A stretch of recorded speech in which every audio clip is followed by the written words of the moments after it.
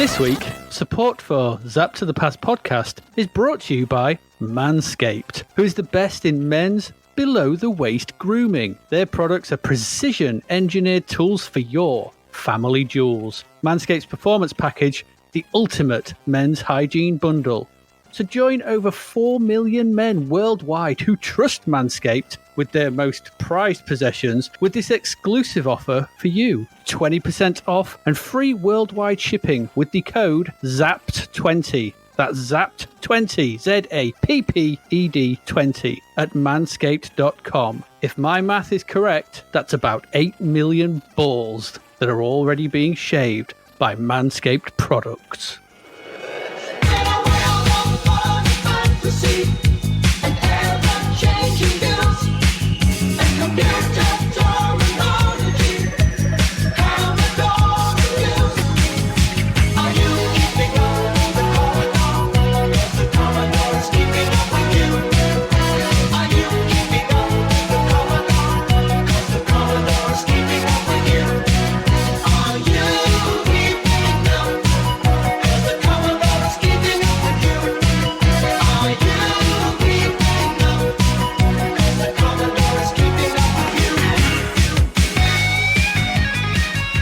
Hello and welcome to episode 74 of Zapped to the Past. I am Adrian Mills and I'm joined as always by Graham Raddings. If you haven't listened before, this is a podcast where we discuss games that were released for the Commodore 64. Last week we looked at our second batch of games from issue 33 of Zap 64, which we are in no way affiliated with, and were tired out by Track and Field, left pie-eyed by Radius, and were tested by Trivial Fruit. This week we continue our look at the games in January 1988, along with what was lighting up our TV screens that month. So Graham, tell us what we have going on in this episode. In this old school newsagent and sweet shop selling classic magazines like Zap, Gorezone and What Fishing Rod, as well as quarter-ounce bags of goodies like Cop Cops, Cola Cubes, Sherbet Lemons and Fizz Bombs, and of course Mini Mojos of an episode. We deftly bounce and manoeuvre our nimble balls through a fast-zooming checkerboard landscape in the exciting Cosmic Causeway, climb aboard and captain a speedy hydrofoil warship around the high seas looking for trouble causers in PHM Pegasus, grab our best war yo-yos and head into an alien-festooned world to show off our walking the dog trick and then to kill everything that moves in the somewhat minuscule Rygar before grabbing our speediest ice skates, thick padding and helmets as we enter the slapshot, sin bin and puck-flinging world of superstar ice hockey. If that bag of aniseed balls hasn't quite cracked your teeth and you still feel some sherbet pips and kali might be just what the dentist ordered, we take to the skis, well, the sleighs, and then strap ourselves into a metallic shoe and judder painfully down the speedless ice tunnels of Bobsleigh, grab our leathers, helmets, boots and motorcycles and head to the M25 for a dull and somewhat repetitive race to nowhere in Mean Streak, read our 48-page field manual before collecting our backpack, provisions and blue lights, and heading into battle in the thinking man's Rambo world of Airborne Ranger, strain to see the connection between the C64 pixelated hemorrhoid that got released and the actual licensed property it purported to represent with the crappy Inspector Gadget before finally cranking our amps up to 11, hitting a power chord, jumping on our best skateboards, leaping off a curb or two, doing an ollie, whatever that is, and heading into the pop-punk inspired and genuinely brilliant mini-games of Skate or Die. For every yin, there is a yang. There are some great titles in here, sadly also, like finding a horse's eyeball in your soup, a great big monstrous 8-bit load of dog egg. Ew. Okay. That could be okay. There could be some good tasty games sandwiches there. Tasty sandwiches. Absolutely. Filled with good filling. Good filling, yes. Meat filling. Toast topper. Remember toast topper? It looked horrible, but it tasted nice. What's a toast topper? I don't remember that. Toast topper. It was like it was in a tin, and it was basically you'd spread it on top of your toast and put it under the grill, and it was toast topper. Is it in some way like those pâtés you used to get in those? Basically, but chunkier. Yeah, chunkier. Big. Yeah, it looked like sick. It looked like someone had sicked on your bread. What flavours did this toast topper come in? White and chicken. Mr. White. No, there wasn't two flavours. That was the one flavour. It was just white and chicken. White sauce chicken. Oh, right. Okay. So with, on toast. With black bits in it. Well, yeah, you put it on. I know. Don't question the idea of chicken on toast. For God's sake. I am questioning. That's horrible. That's Heston Blumenthal's latest menu out the window if you do that. And with good cause. Heston, you've done a bad thing. Stop this nonsense. Well, it'd be like, the chickens loved it. You can't feed chickens to chickens, you maniac. No wonder you're a crazy chef. Absolutely. I watched a show once where he tried to make the ultimate burger. It just looks like a bloody burger to me. Yeah, I've seen a few of his shows where he just... There was one show, I think, where he was making giant versions of biscuits and things. It was all very strange. Giant biscuits? Strange. They're not going to fit in your tin.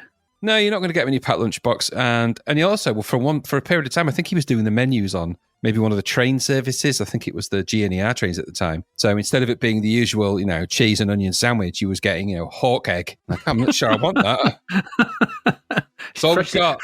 Freshly laid, sir. You can hear the hawk in the back. Ah! Every time one orders one, we have to squeeze it.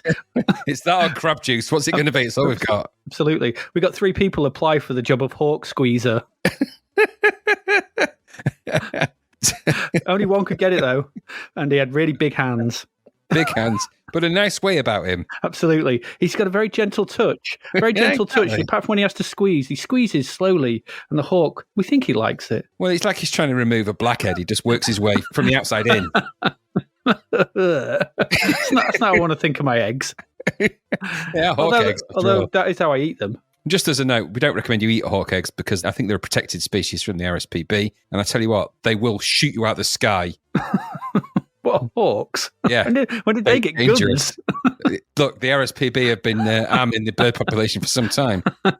There's a whole thing about it online, but let's not go into it now. Let's not go there. No, let's not. Should we get into some... Actually, while we're talking about birds, that pigeon's still a bloody bout. The thingy one, the one that sings to you. Robert Palmer, yeah. Still Robert doing Pigeon. it. Robert Pigeon, yeah. I'm starting to feel like I'm trapped in an Edgar Allan Poe story, but with a pigeon instead of a fall of the House of Usher. Well, I think because you have your pigeons problem. I have some wood pigeons that periodically, and it seems to be about 5:30 in the morning, maybe dawn as dawn breaks, maybe around that time. They like to do some kind of version of river dance in my gutters. So outside, like taka taka taka taka taka. It's going to be a short-lived version of river dance for them. Because if I catch up with them, they're going to be ex-pigeons. There's going to be hawk squeezing. I tell you, I'll squeeze the eggs out of those pigeons. I get hold of them. I'll fire them like an angry bullet. Told you before, it's going to get last of the Mohicans on them. Mogwai, I will end your seed. Will end you. Listen to me, grey feather. Right. I think we need to get into some games quickly. Quickly, do it. Let's get into... So, okay, right, that's that. Let's get into our first game.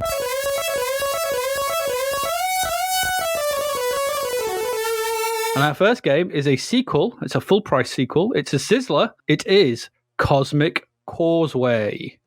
This is Sean Southern again. Mr. Chip Software, Gremlin Graphics. There he is. They're back. That dream team are back with a sizzler, and it's the sequel to Trailblazer, Cosmic Causeway.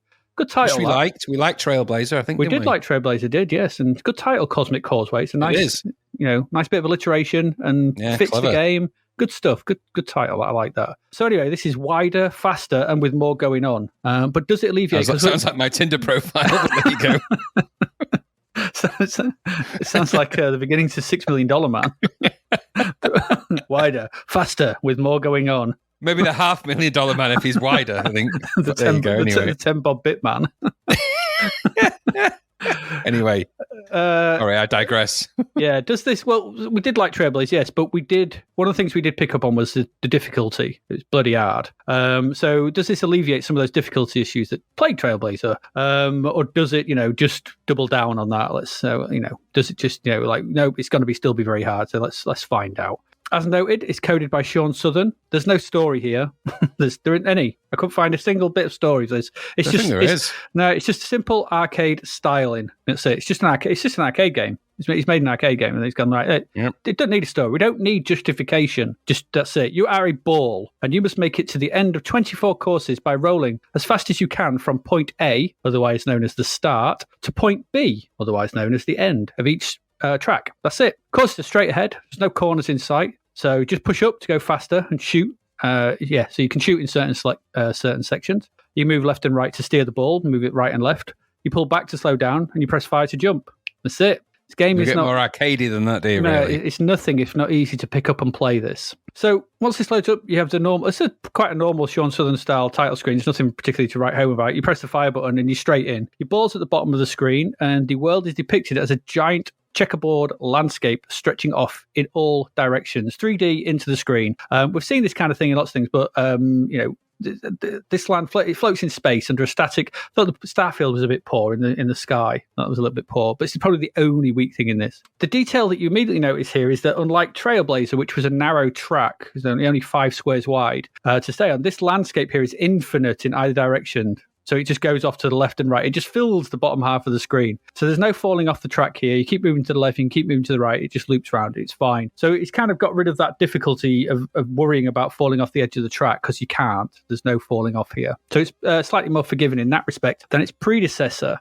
You start the game in the grey zone of checkered squares, and these mark the start and end of each section. The course itself is made up of different coloured squares, kind of just like Trailblazer, all of which have different effects on the ball. And in this way, like I said, it's very similar to Trailblazer. So just to say what we've got here, we've got black squares. They're basically holes, so don't fall through them. You'll fall off the track. Black squares are holes. I love that. Yeah, that's what they are. They're holes. Avoid or jump over these. Red squares slow you down. Green squares speed you up. Blue squares give you a very high bounce. Purple squares knock you backwards. And the course, as I said, is normally made up of... Yeah, they are very annoying, especially when there's a certain couple of levels which they're incredibly annoying on. The course is normally made up of brown squares, like 2 shades of brown, but sometimes the course is made up of cyan and pink squares, and these will reverse your left and right controls. And that, simple as it was, just broke my brain every time I got to them. I was like, move left, move. And I was like, aye. Oh, yeah. So they're quite tricky. The object of the game is simply to get to the end of the level, to get to the next set of grey squares before the timer counts down to 0. If you do that, you get to them, then any time left is converted into 2 points. And the time left is added on to the allotted time for the next track. There are also glowing silver discs that appear on the levels, and hitting these gives you between 1 and 3 credits. These can be spent at the start of each round on the following. So you've got power-ups now. This is a new thing. We've got power-ups. So you've got score times 3. This costs you 3 credit. Basically multiplies your score you gain by 3. You can roll on the ceiling, and you're going to need that in certain points. And if there is one, don't select it if there isn't one. That's just stupid. Again, that costs 3 credits. You can deactivate the cyan squares, which get rid of the reverse controls. That also costs 3 credits. You can deactivate the purple squares for 4 credits. So those ones that bounce you back, gets rid of them. You can have a turbo for 5 credits. That makes you go faster, which is crazy. You can get a shield for 6 credits, which protects you from aliens. I'll get them in a bit. And you can roll over holes for 7 credits. That's it, really. And finally, there's one called the time retarder. Now, it's the game's words, not mine, so please don't. I didn't call it that. For 7 credits, which slows down time to half speed. Okay. So all these have an icon at the bottom of the screen whilst you're in the grey pre-level area and lights up sequentially. So what happens is it'll start on the first one, which is the times 3 multiplier, and it'll just go along them. And it's simply, if you've got enough credits, you simply press the fire button while it moves over them, while one's lit up, and it selects it. It selects the upgrade you want, and it will be activated, like I said, if you've got enough credits. Be mindful, though, that it will only stay active for 1 level. So if you kind of need to learn stuff, so select the one. No point in selecting the get rid of the cyan effect if there's no cyan on that level, because that would just be a waste of credits. So just be careful what you select. The game itself is split into 4 sections. Each section has 6 tracks, and at the end of the 6th track, a dragon will appear and spit fireballs at you. In this section, pressing up shoots back, and you have to hit the dragon quite a lot of times. I lost track of how many times you've got to hit it before it dies. And also, you make sure you have enough time to do it to progress to the end of the section. So you essentially, this is the point where you might actually run out of time because it can take quite a while to shoot the dragon. So all that fast moving through the previous 5 sections and getting to this bit is in service to get here to have enough time to take the dragon down. Because if you run out of time before the dragon dies, that's tough. You're dead. And if you do run out of time on any level, that's it. Game over. There's no lives in this. That's a good thing and a bad thing. I mean, it's not a bad thing. It's a time attack game. So your timer is your ultimate nemesis in this, not lives. You don't have any lives. You have infinite lives. If you do kill the dragon, you get a bonus based on the time left. The timer itself is reset, and you progress to the next section of 6 tracks. So you don't accrue time to go into the next section. That resets itself. There are also hazards on the track that come in the shape of aliens, which can be shot, or obstacles like trees, boulders, and walls with doors in, which cannot be shot, and they've got to either be avoided, like the trees and the boulders, or pass through the doors. There's 3 types of doors as well. Ones that are always open, or open and closing. Ones that open as you get near to them, one that close as you get near to them. So You got to kind of learn which is which. If you clip any of these, so hit the aliens, hit the trees, hit the boulders, hit the walls, or anything like that, it knocks you, or get hit by the dragons who spit in fireballs at you, it kind of knocks you off the screen. And although you, as I said, you have infinite lives, these encounters cost you time. And that's your big bugbear, because it takes a second or two to come back onto the level. And that makes it harder to complete the later levels of a section or even the one you're on. There are also parts, like I said earlier, you've got that power-up where a roof appears, and having the requisite power-up will flip the ball onto the roof. And that is necessary to get past some of the trickier parts of the game. And that's it. This is very fast. It's Trailblazer. If you know Trailblazer, it's very fast, but a lot more. And it really does what a sequel should do.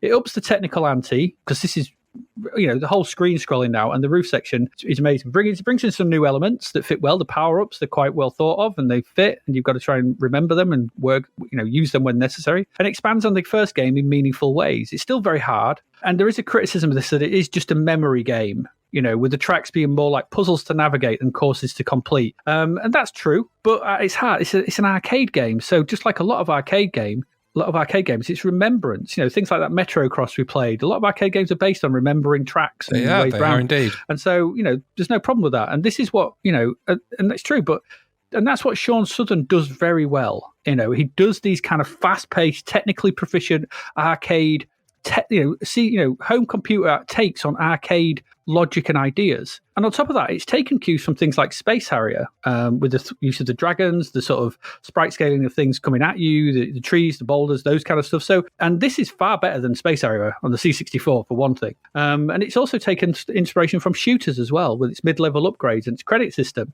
There is, if we're talking technical little bits, there's a little bit of raster flicker on the horizon point, on the landscape. But considering the speed this thing runs at normally, let alone if you get the turbo and then have a roof appear, which is kind of like heading into the infinite in 2001. You can let it off for that. As you're far too focused on dodging the squares coming at you at breakneck speed. The music's nothing to write home about, although I do actually like the main in-game tune, as it fits the speed and feel of the game. It's it burbles along at a pace, and it keeps you going, and it's not too onerous. It doesn't annoy. It's okay. It's not brilliant, but it fits, and that's okay. The visuals on the track are simple. The checkerboard is incredibly well done. It's super fast, screen-filling landscape. There's just no frame rate chugs that I saw ever. It's just super smooth. The sprite-scaled enemies are okay. They're a bit wobbly, maybe, but they move fast. And the dragon, I thought the dragon's more cute than deadly. It is hard to hit the credits, though, as they appear so fast. So knowing where they appear on each level is something to remember, as to get those high scores. And remember, this is an arcade game, so it's a high score chase, it's a high score board, everything like that. You need to activate certain ones on certain levels to get through them as fast as you can, because there's certain parts where it's all red for ages.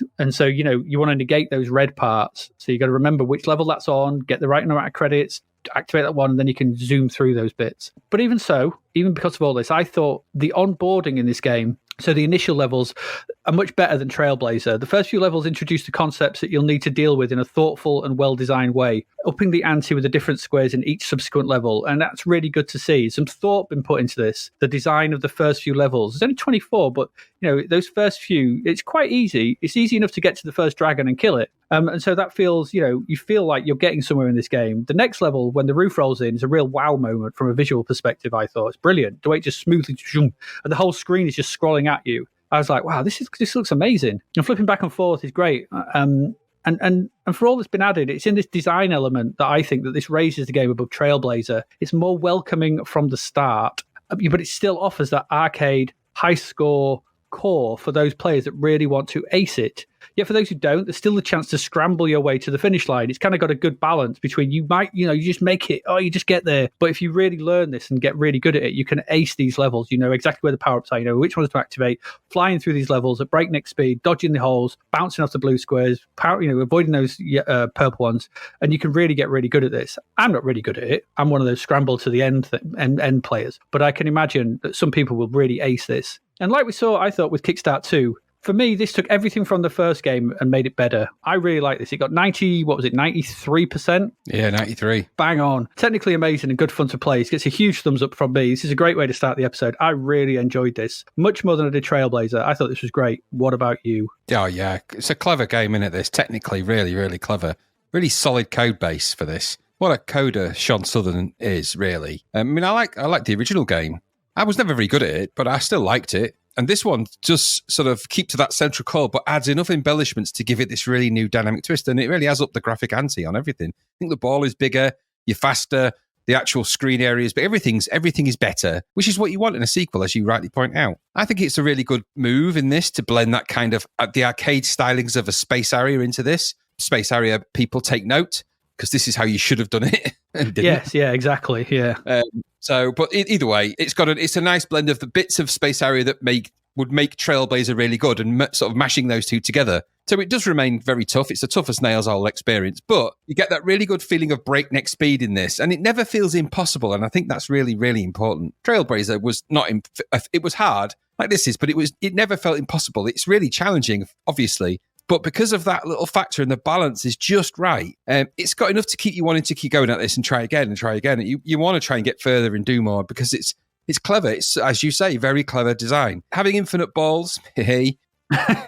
So your enemy here is time is a really good move for this, because that makes the game, you're not worrying about falling off things. You've got to just worry about getting to the end in the best time possible, which is exactly what it's all set out to do. So I really like the arcade logic of this game. It's equally matched by the actual implementation, which is jaw-dropping. I mean, the code for this must be so optimized, it's unreal. I know there's those little bit of raster glitch in there. I don't know if that's an emulation thing or whether that's on the real hardware. I have no idea of knowing that. Just somebody will correct us on it. But it doesn't really matter. It doesn't affect anything. No. You've got a couple of tiny little raster flick as well. The main screen is what you're looking at. You're not going to notice them. It is a cracking game, this. It always was. And it was more than a brilliant sequel for Trailblazer. So hats off to Sean Southern. He really has pulled it out. I mean, the Zapped review, they were absolutely blown away by how fast and how impressive this was. And I think it behooves us not to sort of say, go and play this to really see that the C64 really does have some good tricks up its sleeve to really throw graphics at the screen. Really, really clever stuff, this. So I really liked it. I was playing it for quite a while, actually. Like you, I just kind of bluffed my way to the end. Those purple blocks drove me mad. Especially when you get long columns of them and it kind of bounces you backwards over, like, stop bouncing me backwards, I don't want you. Especially with those ones on that first cyan level as well. Yeah. But like you say, when you get to that part where the roof comes in, it is mind-blowing, albeit very 2001. So I did wake up in a room with an OAP. Not sure how I got there, really. And so I started to see weird stuff. But either way, obelisk in the corner. Like, yeah, exactly. Well, that's still over there. I don't know what to do with that. Every time I touch it, it emits this sort of shriek and loads of astronauts collapse. I don't know what. I don't even know why the astronauts are here. In fact, I don't even know where I am. Monkey loves a bone at you. I'm saying nothing to that statement. I'm moving away from that. No monkeys were harmed in the making of this podcast or their bones. So, yes, long and the short of it all, I think it's a great game. I always did. I always liked these games. I just never could. I was never great at them. But that didn't stop me having a real good go at this. So, really good Cosmic Causeway. Really, really good. Well done, Sean Southern. Well done. Golf clap for you. Golf clap. Well done. Brilliant. Brilliant. Really, really clever stuff. Got to admire someone that can make the C64 operate at that frame rate. That is really slick programming. So, just brilliant. Yeah, I really enjoyed it. Good stuff. Yeah. And like I said, great name as well. Fits the concept. I could easily see this in an arcade. You go up to this on an arcade and see all the bells and whistles and everything that an arcade could throw at it. It'd be brilliant. Absolutely. Did this have less two-player options than Trailblazer? I couldn't remember. I don't think it has a two-player mode at all, does it? No. I don't remember seeing one, but it doesn't make a difference, does it? I don't know how many people really got into that. But no, I mean, obviously Trailblazer was the two-player option, I suppose, which did the thing. So I suppose on that respect, it's a bit thingy. But that, this maybe you found that most people didn't care for the two-player mode, so we just took all that extra processing time and just threw it at widening the track, putting in the roof. Sacrifice that for bigger balls. Yes, absolutely. Bigger balls and a wider track to slide them down. Yes, exactly. More things to bounce them on. So yeah, absolutely. Yes. Yeah. All good. All good. Let's move along quickly. Quickly out of that. To our next one, Graham, you have been riding around the middle.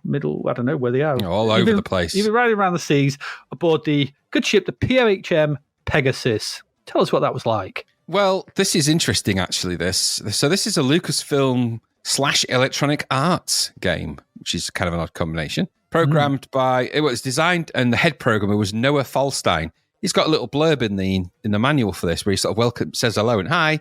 I'm Noah. I'm a beach person and a night person. It didn't really say that. But anyway, it's got a little blurb in there. Programmers are Edwin R. Reich and Jr., and Lawrence E. Holland. And the program art is Ken Macklin. Technical consultants Vern Salisbury, Scott Orlaski, sounds and music Christopher Grigg. So it's a bit of a combination of people from, I think there's a few Lucasfilm people. There's a picture, like I say in the manual, where they're at the Lucasfilm Ranch. So guessing that's where this was made anyway. So what is it all about? Well, the PHS Pegasus is a ship and naval simulation / action game. The title refers to the USS Pegasus, or the PHM-1, which is the numeric designation for that, which is a Pegasus-class hydrofoil, which were used by the US Navy in the 1970s. Don't think they use hydrofoils now because they were really easy to sink. But anyway, never mind that. Maybe they do. Anyway, the game sees you taking the controls of said hydrofoil warship and heading into a choice of 8 scenarios. These are demo mode, which actually is just you're watching something play out, so you get a sort of a feel of how things operate in the game. Then you've got battle training, graduation exercise, terrorist attack, a better part of valor, search for terrorists, supply convoy, surveillance mission, and jihad, Persian Gulf. Now, before I dive too far, because I'm going to look at sort of all of these options and go through the game, just to say that some of the nomenclature for this, some of the settings for these games and some of the settings for these scenarios is probably now in modern times a bit more troubling in terms of the sort of the narrative that's constructed around them and the people who are and the various different countries that are involved in this particular thing. So I'm not going to sugarcoat any of that or try and change it. I'm just going to go through it, but just bear that in mind that this is a game of its time, and so some of the countries that get involved in some of these scenarios, I don't know if it's a good idea to be sort of, you wouldn't do that now, put it that way anyway. But anyway, we'll come to that. Mm-hmm. So once you've selected which of your scenarios you're going to go for, you're presented with your ops view. And in the ops view, you can do a number of things. Principally, you can select your target destination and navigate to it using the various keyboard commands. Nothing too taxing about that. So you select your vehicle, which is the F1 key. In some scenarios, by the way, you've also got other vehicles you can select, including helicopters and other hydrofoils. And also you can select convoys of those with F7, F3, F5, and F7. So the big old keys on the old Commodore 64 there. So once you've selected that, you can move your target reticule on your ops view with your joystick and select your speed with keys 0 to 5. 0 is full stop. We'll stop the engines dead. 1 to 5 is your actual speed. And away you go. You're now hydrofoiling your way around. Cool.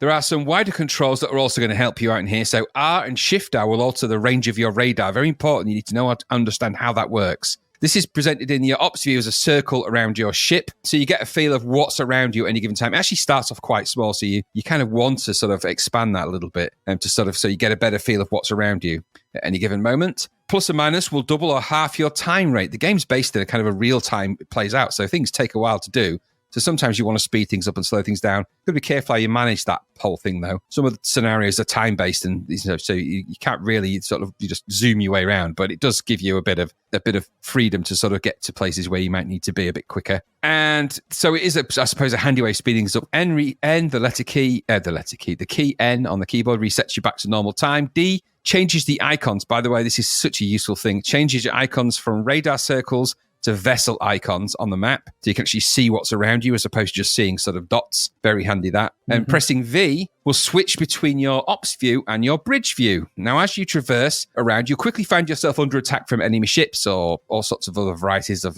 baddies. And here your bridge view, as it was, comes into play. So on this particular view, you're actually looking out to sea in the middle of the sort of view window. Your instrumentation, so you're looking out to sea over the middle of the view window with the sea sort of rolling away there. Your instrumentation is at the bottom, and that gives you damage status, fuel speed, your RPM, your compass, your radar, of course, and weapons payload status, so how many missiles and whatnot's got left. And also, you get your damage indication. Damage indication is really important in this game because your ship is actually separated into watertight bulkheads. I think there's 4 on your main, I think it's 6 in your main ship, of which 4 can be damaged at any given time. Anyway, as on the right-hand side of the screen, as you take on damage, you start off with a number of bit of light damage is going to sort of gradually show up as a yellow warning on your ship, on the various parts of the ship that are being hit. Take too many hits and it's going to go to red. And if more than 4 compartments light up red, then I'm afraid your hydrofoil has sustained too heavy damage and you are going to sink. So no, it's not. That's not good. So you've got to try and avoid trying to take on too many hits. In maneuver mode, you can steer the ship because there's 2 modes when you're on that view. There's maneuver mode and there's sort of engage weapons aiming mode. So in maneuver mode, you can actually steer the ship with the joystick, which I think is quite a nice way of controlling both direction and speed. So you do feel like you're actually sort of pushing the ship where you want it to go. The trouble is the view doesn't necessarily give you a lot of information to go on in that respect, but you sort of get the idea. You're sort of moving. So it's not a bad way of being able to sort of quickly nip around. Remember, hydrofoils are fast, agile vessels, so it's designed to be quick. So at least you get the kind of, you're not sort of chugging around and your turning circle of your ship isn't sort of 2 days, which on some of the giant bulk carriers is exactly what it is. Not that in the military, that's going to hinder you in a military situation. Yeah.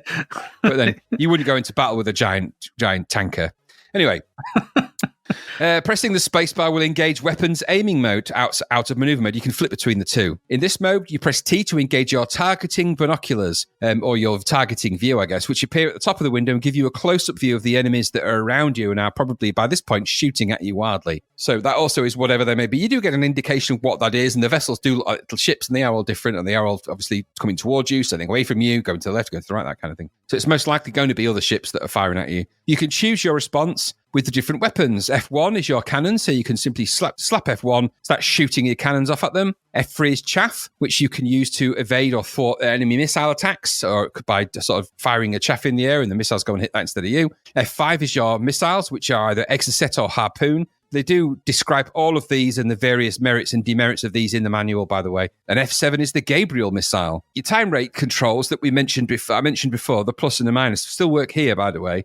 So some of these controls work across both views. Some of them do slightly different things, but they do work across both views, which is quite handy, actually, in some instances. So you can sort of, again, speed up and slow down accordingly. It doesn't really help you when you're in the middle of a battle, because it's not something... I never did it, actually, because... I thought that if you was in a real sea battle, you can't just slow time down for convenience. If we could, that would change things, wouldn't it? But we can't. So each of the scenarios in the game, then, once you've grasped those controls, and that's all there is, the keyboard controls, the joystick controls, and those two views, which you kind of have to master, and obviously targeting things with your binoculars and then pressing the various fire button to launch the missiles or shoot at them with your cannons. Each of the scenarios represents a different type of challenge, though they all kind of boil down to the same game, really, at the end of it all. You chase on a map, head to the bridge, and then you blast away, kind of thing. That's kind of the mainstay. So the battle training option, that just gives you 10 enemy ships to go out of Key West. So it's just like a training exercise. They appear one at a time, and it's basically designed so you can learn the ropes. Okay. The follow-on from that follow-on exercise or scenario is the graduation exercise, which is exactly the same as the previous one, only all 10 ships attack at once. Really challenging, that is, and that gives you a really good idea of how the challenges of the other scenarios are going to pan out, and they're really tough. So it goes from being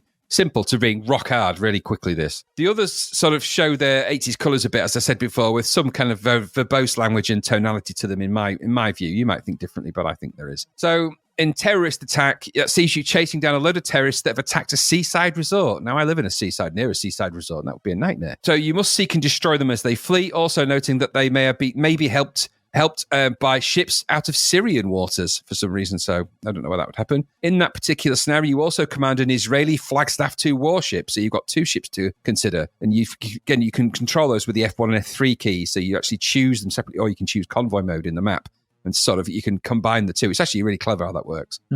A better part of Valor is a scenario where you need to navigate the Pegasus through the Yucatan Straits as quickly as possible in order to reach southern waters. Enemy ships will stop at nothing to prevent you. So you also control a Sea Sprite helicopter to screen what's going on around you and help you being overwhelmed. You are absolutely bombarded and attacked in that. So it's more tactical at that point, more avoidance. You can't just go in, sail into the middle of that and start shooting at them. You will run out of missiles very quickly and you'll be dead. So you actually got to use your helicopter to really navigate, trying to avoid things. And some of these scenarios aren't just go in and attack. You've really got to sort of be tactical. You do have a limited amount of weaponry after all. The search for terrorists. An American airbase off the coast of Sicily has been attacked with missiles by 2 Nanuchka 2 warships. Nanuchka 2s, Adrian. Terrible. Were they singers in the 70s? Nanuchka. I don't know. Probably they played Kate Bush as they sailed into the battle. I don't know. Maybe they were. Everyone plays Kate Bush these days. It's the rigor. Oh, no, don't. Has been written into law. I know, because of Stranger Things. Anyway, so your mission is to track down the terrorists and the ships before they make good their escape. You actually conveniently have an additional Spavario hydrofoil and an AB-212 helicopter to assist you in that particular mission. And of course, you get attacked all the time, but the goal is to actually get the fleeing terrorists at all costs. So you've got to think about resources and speed of how you get there and, avoidance. And there's some of these missions you can play out in all sorts of different ways. Supply convoy, you need to escort a cargo ship full of medical supplies to some refugees through the now dictator-controlled Caribbean. They have some nimble Vosper Thornycroft ships. True names. These are real names. So you need to be on your toes there, Adrian. It's a good one, actually, the supply convoy mission. It's really, really good because you actually got to think about your speed of your hydrofoil there, because if you go too fast, you'll just leave your cargo supply convoy that you're meant to be protecting, just leave it behind. And then they just get completely annihilated. It's like, your mission's done. You're like, should have gone slower. Remember, I'm in a high-speed hydrofoil and they're not. So you have to, it's really quite a good one, that one. The surveillance mission, you've got to identify 8 ships. This is clever, this one, that are smuggling weapons. They're actually disguised as regular cargo ships. So you actually sail about 1,500 meters away from them. That will trigger a photography / identification process automatically. You don't have to do that. But once they're identified and they've checked the numbers, then it's revealed to you that some of them are which ones are which. So you can actually, they sort of get arrested. You're not actually meant to sink any of the vessels in that level. You're just meant to take pictures, Rambo style, I'm just taking the pictures. I'm not going to blow anything up. Where's the fun in that? Well, you've got to be quite sneaky about the way you do it, because if you blow anything up, it causes an international incident, and it's quite clever. Why would they put missiles on my ship if I'm not going to blow anything up? Yeah, well, you can say you've just got pretend these missiles are cameras. They look a lot like missiles. Those cameras. Is that an Exocet? This is the Canon Exocet. This is the Kodak Stinger. yeah, these are missiles made by Kodak for some reason. Anyway, the final scenario is Jihad, unfortunately named, where you must escort a supply ship of Western workers trying to flee conflict. So you need to guide them through the Straits of Hormuz. Again, all unnecessary. You could make this, they probably should have made this more make-believe, really. Being careful to avoid out-and-out conflict. To do so would trigger heavy naval response, making life very difficult for you. No worries there. And obviously the escort, you control all the vehicles in this, and it's actually the hardest mission of all, and also unfortunately the most problematic in terms of its politic for me. So I'm not going to go on about that one, but you get the idea what it is. Mm-hmm. So all of that adds up to what? Well, this game is tactical. Given that you've got limited ammo, fuel, and range on all of these scenarios, and you can take on damage to your warship at any given moment all the time. So you need to think about how you play out these scenarios. You can't go gung-ho. It's always fun to do that. So you go in there, guns blazing, hey, but you're not going to win. And the higher rankings that you get, because if you win these missions, you actually get ranked as sort of, commander and captain and that kind of thing. And the further you go down the scenarios, the higher the ranking is available to you. So, your performance is kind of measured on how you handle your fuel, how you handle and the direction of the hydrofoil, and it's quite a measured response to how you actually play the level. Quite clever, that. So that's kind of how the difficulty is played out in the game. So obviously the further down the scenarios you go, the more difficult they become, but also they become less reliant on you shooting everything in sight and more reliant on you using your radar to scan which ships are out the furthest, using your missiles, long-range missiles to shoot them out before they get near the convoys, and it's quite clever how that all works. But on the whole, really, this game is kind of a seek, sail, target, avoid, and blast. It still kind of remains the mainstay of the game. I think the graphics were decent. They're medium res on the whole, but there's enough detail to give a good idea of where you are and what you see. I quite like the ops view. It's simple, but it's effective, and you can do what you need to do. The hydrofoil, I think, controls well in most of the aspects, and the targeting is novel. It is novel, but it does kind of work. And there's a nice sense of sea battle about this as you exchange missiles and things. But the view of that is a tad limited, and I think that does hamper the experience a little bit. I get why it works this way. I get all of that. But I think it could have just done with an extra viewport for weapons only. So you could have had your bridge view, you could have had your ops view, and there could have been a weapons view, I think. It would have made it a little bit more like the game it's blatantly hinting at, which is Destroyer. But I think that is kind of a missing link here. So for a craft, I felt like when I was playing it, I thought for a craft with very advanced radar and extra speed and this kind of futuristic stuff, relying on some dude with binoculars to call out the relative enemy vessels to target seemed a little bit odd. Why wouldn't you just have some kind of auto targeting system for? Okay, and I guess it's more exciting in the long term than just sort of pressing T to target, M for missile, hearing a distant boom, and then going, right, that's that one done. So at least you've got to go out there and actually look and see what's going on around you. Okay, it makes it more exciting, I suppose. That's only on some missions, though, isn't it? Yeah, generally, yeah. Not all of the missions are gung ho, and like I said, it's quite nice in the way it plays out in the different scenarios. So, and how you approach those is you are given a bit of freedom in how you do them. But there does tend to be kind of one way to do them all, even though you can go around the edges. Chances are you're going to end up having to missile many ships as you possibly can. But yeah, you're right. It's not always reliant on that particular thing. It just seemed odd that was there and there wasn't other options or wider options generally. So I think they've clearly tried to blend a more arcade approach into a naval simulator. It's no bad thing. In the vein of Epic's is classic destroyer, and it does kind of work if you go with it. The game comes with, no surprise here, an extensive manual with lots of information about hydrofoils. I know more about hydrofoils now than I ever thought possible. I thought they were shaving things before I knew they were boats for blowing stuff up with. And there's detailed descriptions of all the various things you encounter in this: ships, missiles, helicopters, and things about. Yeah, there's razors in there as well. No, shaving things. I forgot the word. Razors. Yes. Terrible. What are you doing? I'm using my shaving thing. I'm using my shaving stick to get rid of the stuff on my face. Yeah, my face hair remover. So, the manual is very thorough. I'm not going to go too far into it, but I think it was a good manual, actually. It was enough detail to be interesting, but not so much that you felt kind of overwhelmed with options. And that meant that the controls, I felt, were pretty simple. And once you get used to how it works, you can get some really good sea battles going in this. The sounds are as you would expect something like this to be in a game of this type. So booms, bangs, alarm sounds, general naval battle soundscapes is how I've pegged that. Nothing to complain about there. Each scenario is a separate load. It's across, I think, 2 discs, 2.5 discs. I'm not sure, but either way, 3 discs, 2 discs, I think. And they do take a while to load. But once you know the controls, you get a feel for how all of this works and plays out, and you start to get a real sort of sense of how this game is going to work. And it doesn't take long to be able to grasp the controls for this, really.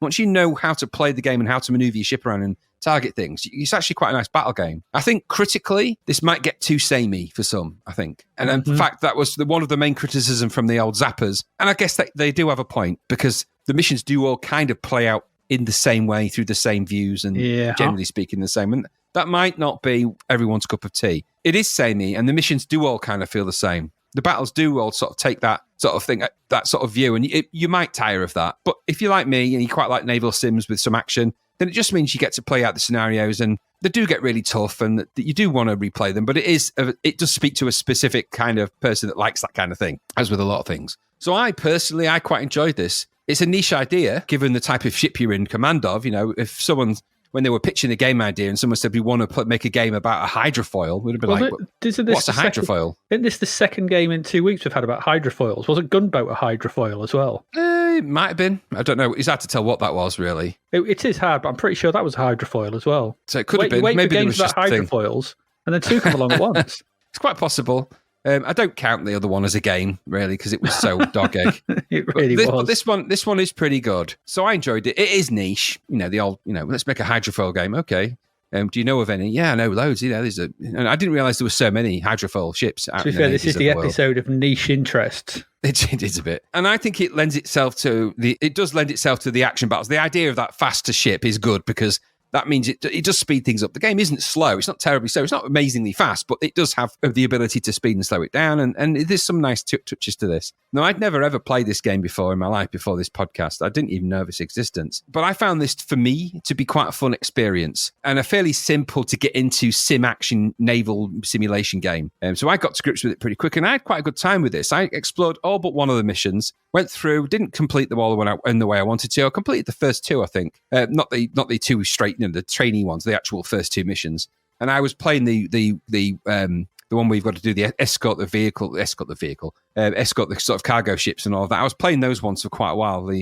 I found those really, really interesting when you're controlling the entire fleet and stuff. They could have added a bit more to it, maybe. I think it is missing a weapons view. I think that is probably the one thing I would have added to it, and maybe they could have given it a bit more variety. I don't know. I quite like the fact that it did what it did, but I haven't paid money for it. I think it came in at $9.99 as well, which isn't a bad price. I don't know if that's tape price or if it's even the cassette version. Yeah. So on cassette, I think, but they have just one big load for the scenario, so I think it wouldn't be such a testing thing as opposed to lots of little loads or anything like that. I liked it. It got 71% in Zap, and I'd actually say that's probably about right, given that the longevity may be questionable unless you like this kind of thing. And I still feel like it's missing a view. And it's not as good as the Destroyer by Epic still. But it's not a bad old game at all. I quite enjoyed it. But what about you? I think this is more in your wheelhouse than mine.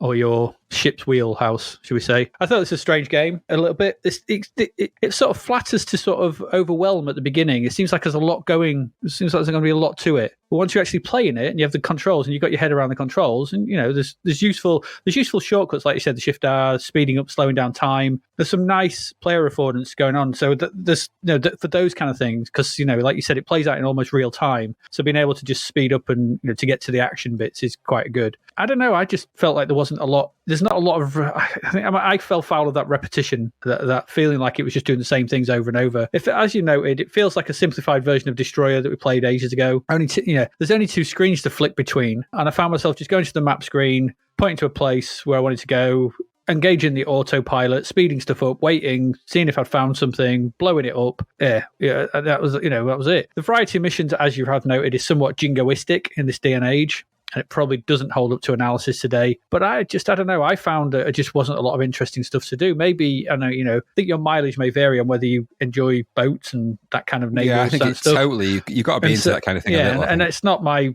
Yeah, it's just not. Most things aren't for me. I didn't mind it. I could see that it's quite an interesting game. You spend a lot of time. I just spent a lot of time listening to an engine sound, hoping to come across a white dot on the map before heading towards it and blowing up. There's quite an interesting idea to it, because like in the fact of like a lot of the time, like I can't remember one of the first ones I played or which ones I played, but it was just like right. I think it was a terrorist attack and they'd legged it off into the sea. Yeah, that's right. And that's it. You're like, where are they gone? You just got to kind of beetle about and try and find stuff. That's what I found. They've headed south. You've got to know your maps a bit, haven't you? Well, I know which way south is, but I went east and still found them. I don't know. Maybe I was blowing people up I shouldn't have been blowing up. I don't know. It's technically proficient. The loading's pretty snappy, I thought, compared to some we've seen, and we've seen some slow loaders. And the different locations which you fight your battles in is lends it some variety. But I would have liked to seen a bit more variety. Blue sea is blue sea, and ships in your binoculars. There's different ways, and I thought it got repetitive quite quickly. So I think that weapons view would have been better, wouldn't it? To just combine those into one view. Yeah, just so you had a bigger view of the action. Would have been watching cannons shoot or the missiles being launched at things. I think it would have just added a dynamic that it didn't have. I mean, one of the nice things I had is that you could target your own missiles. So in the little view at the top, you could watch your missiles heading towards their targets. Yeah, and that would have been quite good if the target appeared. But and it's quite good watching them blow up. But there's some nice touches to this. It just didn't hold my interest for very long because I just found it just got a bit samey. Maybe there is some, I think, you've obviously got into it a lot more than I have, and the variety in the missions does sound quite interesting. And maybe that's my fault for not giving it enough of a chance. But I played through a few and I just felt I was doing the same thing over and over again, but in different locations. Well, telling me I was in different locations, but blue sea is blue sea. It's what we've said about some of the flight sims. It's like, yeah, I might be flying over different places, but green land is green land. No, I quite agree. And I think there's little things they could have added that would have added, a little bit of speech, maybe like Desert Fox. Just little things like that. They do add up to scanning for sonar and submarines. Just things like that. A little bit of little stuff like that do make a difference to these things. But without those, like you say, giant squid. Again, that would have added a bit of science fiction. A little bit of science fiction, yeah. All that kind of thing would have helped. But it's okay. I mean, it got, like I said, 7%. That's about right for me. I can see this is quite clever. I agree. Quite clever, and there's some nice bits to it. And there's some nice ideas and some nice touches around it. But I just think that just those 2 screens could get a bit samey quite quickly. You're left looking at very similar things with not that much happening in them for too long. But there you go. But it's all right. It's not terrible. It's one of the better ones of these kind of things we have played. But yeah, I think I prefer these kind of things more along your Ace of Aces, Desert Fox style. I think that's where I find myself, but more arcadey, I guess. There we go. PHM Pegasus. All right, it's not bad. Let's move on because we've got a couple more left this section, and we'll get into our next one.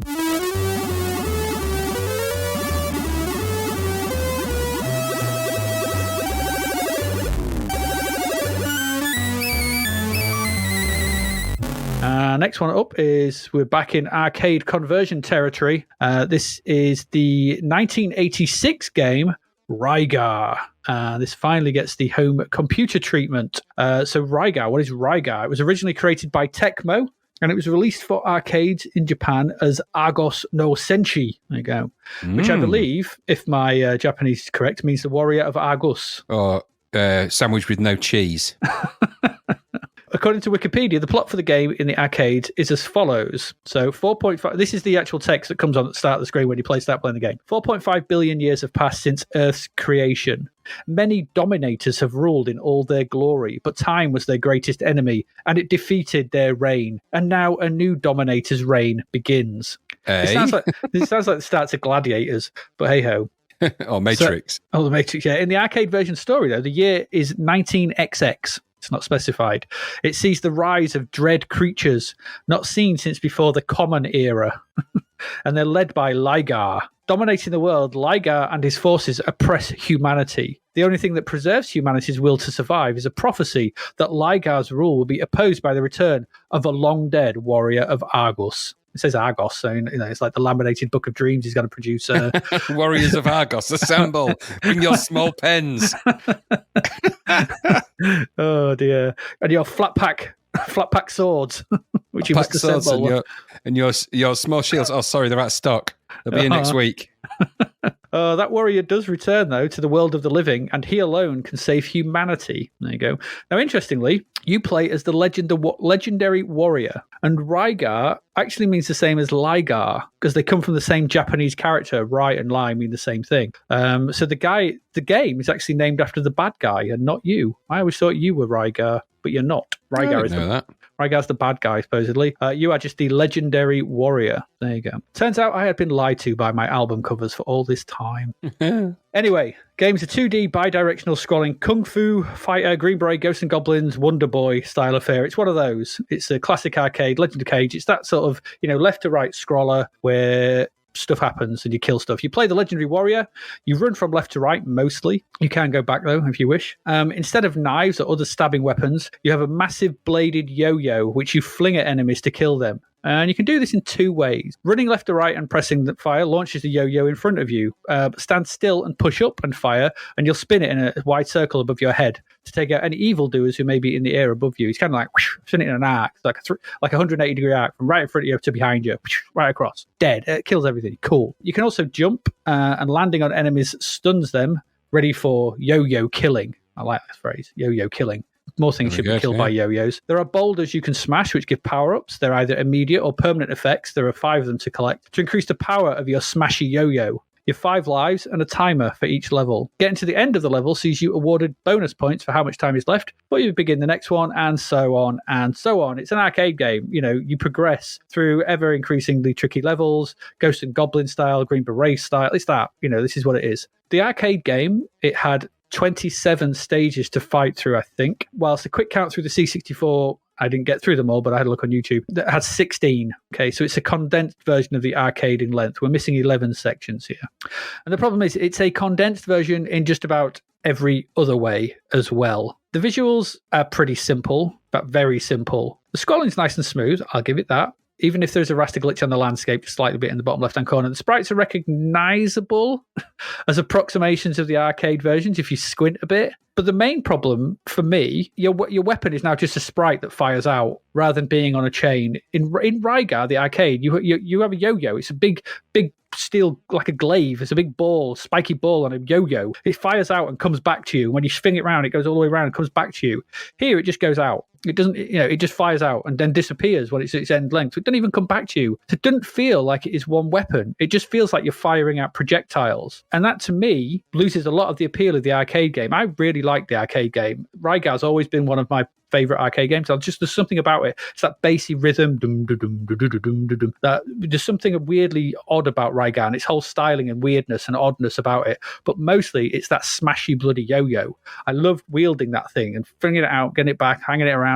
Ace. I loved it. And so to lose that and not even have an approximation of it just feels like you're just firing something out. It's like, oh, well, this is just shooting stuff now. Felt like that. I don't know, what was that Thundercats game as well. It's similar, those kind of things. Yeah. Now it's reduced it to that, which is not Rygar for me. The backgrounds have also taken a huge hit. They're all nicely painted in the arcade. They're all mountains and cool stuff going on in the background, volcanoes and all that. Now they're just plain old blue or black, kind of what we saw with Wonder Boy as well. So they're just not bothered, and we know they can bother. The one good thing we said about Athena was its nice backdrops, which looked like the arcade game. Yeah, so if you look at Green Beret, I'll talk about that in a bit, but so there's none of the mountains, none of that. It's all the atmosphere is lost. The world in which this takes place. It's just some foreground graphics of trees and stuff. Not great. The music by David Whittaker, it's an okay version of the arcade machine, but nothing to rave over. Although I did like the high score tune. That's a really nice piece of high score tune. They've got 2 good high score tunes this episode. This is the first of them. It's nice. And the presentation of the title screen leaves a lot to be desired. I had a look at both the Spectrum and the Amstrad versions. They actually cut to a different screen to bring up the text of that, yonks ago, Dominators and all that sort of thing. Here,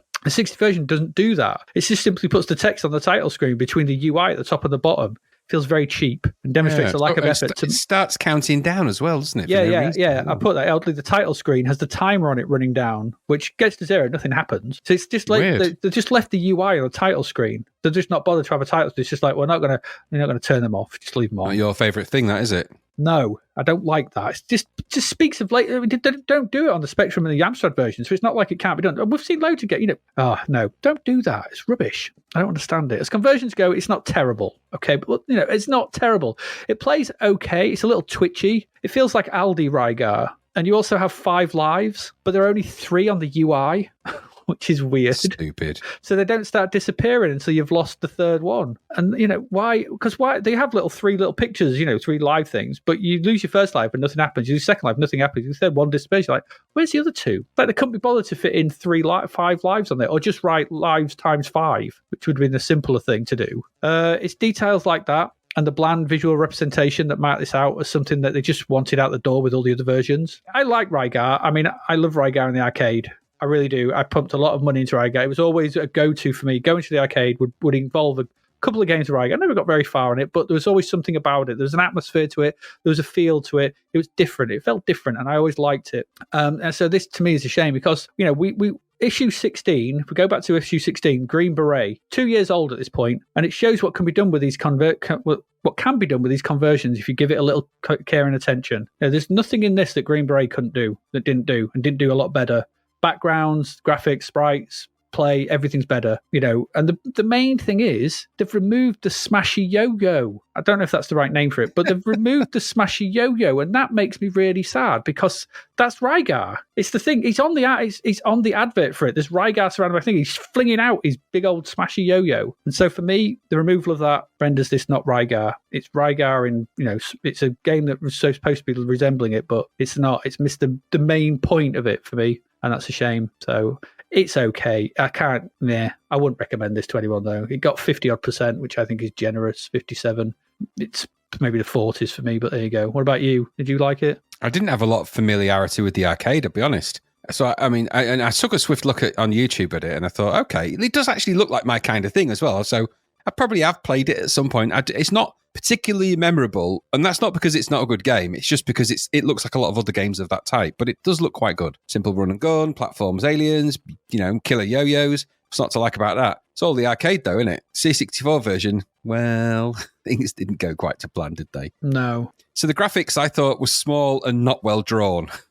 They're a bit my first game graphics, aren't they? Yeah, they're a bit squat. Considering the main sprite in the arcade is quite tall. This is kind of it's like the same height as the sort of sprites you get in Ghosts and Goblins, which is kind of small. All right, maybe it's just done for trying to keep the sprites under the sort of limits of hardware. I don't know. Anyway, so all the main sprites in it are small. They're all smaller versions. It's like it's been miniaturized. It's all less defined as well. But I think collectively, it had all of the enemy types, I think. I think so, yeah. But they're just kind of all smaller, not as good versions. Like you're saying, it's like the Aldi versions of them all. You're under constant attack, I suppose, like the arcade. But as you rightly point out, the benefit of you having a wonder weapon is that you can go to battle with that wonder weapon. Without that, you're just kind of shooting at things. And it felt very like a really miniature version of Trantor in that respect, in that you were just kind of shooting out. It didn't look like a yo-yo, and I thought that was the whole point, like you say. One touch of anything seemed to kill you as well, which is very unnerving in a game like this, because that's the same as the arcade, so yeah. I mean, that's what these games are. I get that, but in the arcade, you're benefiting from having a weapon that would help you. Here, without that, you find yourself trapped into quick situations that you have literally no time to respond because the response time in the controls isn't great. I'll come back to that in a minute, though. So it's smaller, blockier. It has the basic Rygar ingredients, I guess. And you're against the clock, and you've got some in-game music, and the death music, as you say, was good. I didn't get title music. Does the title screen not have any, or is that a bug in my version? No, I didn't think I had any. So it just felt like when you died, it sort of almost reset. And the main problem I had was the controls for this. I mean, aside from the graphics and everything else, okay, I get it. You're on a C64. You're not on an arcade, and so they've done an approximation of that. All right, for the same reasons I like Ghosts and Goblins on the C64. Even with its limitations, I should, by proxy, like this for those, and give it the same time of day because it's just a smaller version. But the controls here are really weird. Not only are they a little under responsive, I found that you couldn't jump diagonally and use your weapon at the same time. Now I don't know if that's a thing that's in the arcade. I don't think it is. It's not something that I don't think remember. It can be, because when I jumped diagonally and tried to do my yo-yo, or such as it was, it just stopped midair and then sort of and he froze in the y-axis and then just dropped straight down, which led to me dying loads of times unnecessarily, either landing on something or landing in an unfortunate situation or down a hole or whatever. And I found that really, really annoying, because it's such an inconsistent thing to apply to the controls. I should be able to just jump at an angle and just use my weaponry. It should not stop me midair. I thought that was terrible. And as the enemies are kind of constant one touch, for this, really, if you're going to limit your ability with the weaponry, you need to give the player some kind of energy or something like that. It would have deviated from the arcade too much, I get that, but because you've altered the balance of the arcade by reducing the weaponry and reducing its power, and then you've also altered the controls, you've fundamentally altered the design dynamics of this game to a point when the balance is completely out. So it's now in favour of the enemies. You don't stand a chance really in this. And I found it really, really overly hard. I'd like to play the arcade. I'll probably get Mame and play it at some point to see how I fare on that. But I found this, because of that, a fairly unpleasant experience. I didn't feel like I could do the things I should be able to do, and I didn't feel like I had the weapons I was promised. And because of those things, it was just an unfortunately unenjoyable experience, all said and done. I suppose what I would say as a final hurrah is it had the 8-bit competent markings. It was kind of there for them, but it was scotched at some point by just cheap decisions and cheap programming logic to just get the thing out the door, I guess. I think they probably rushed, I guess. I don't know. Who knows? But nah, what a shame.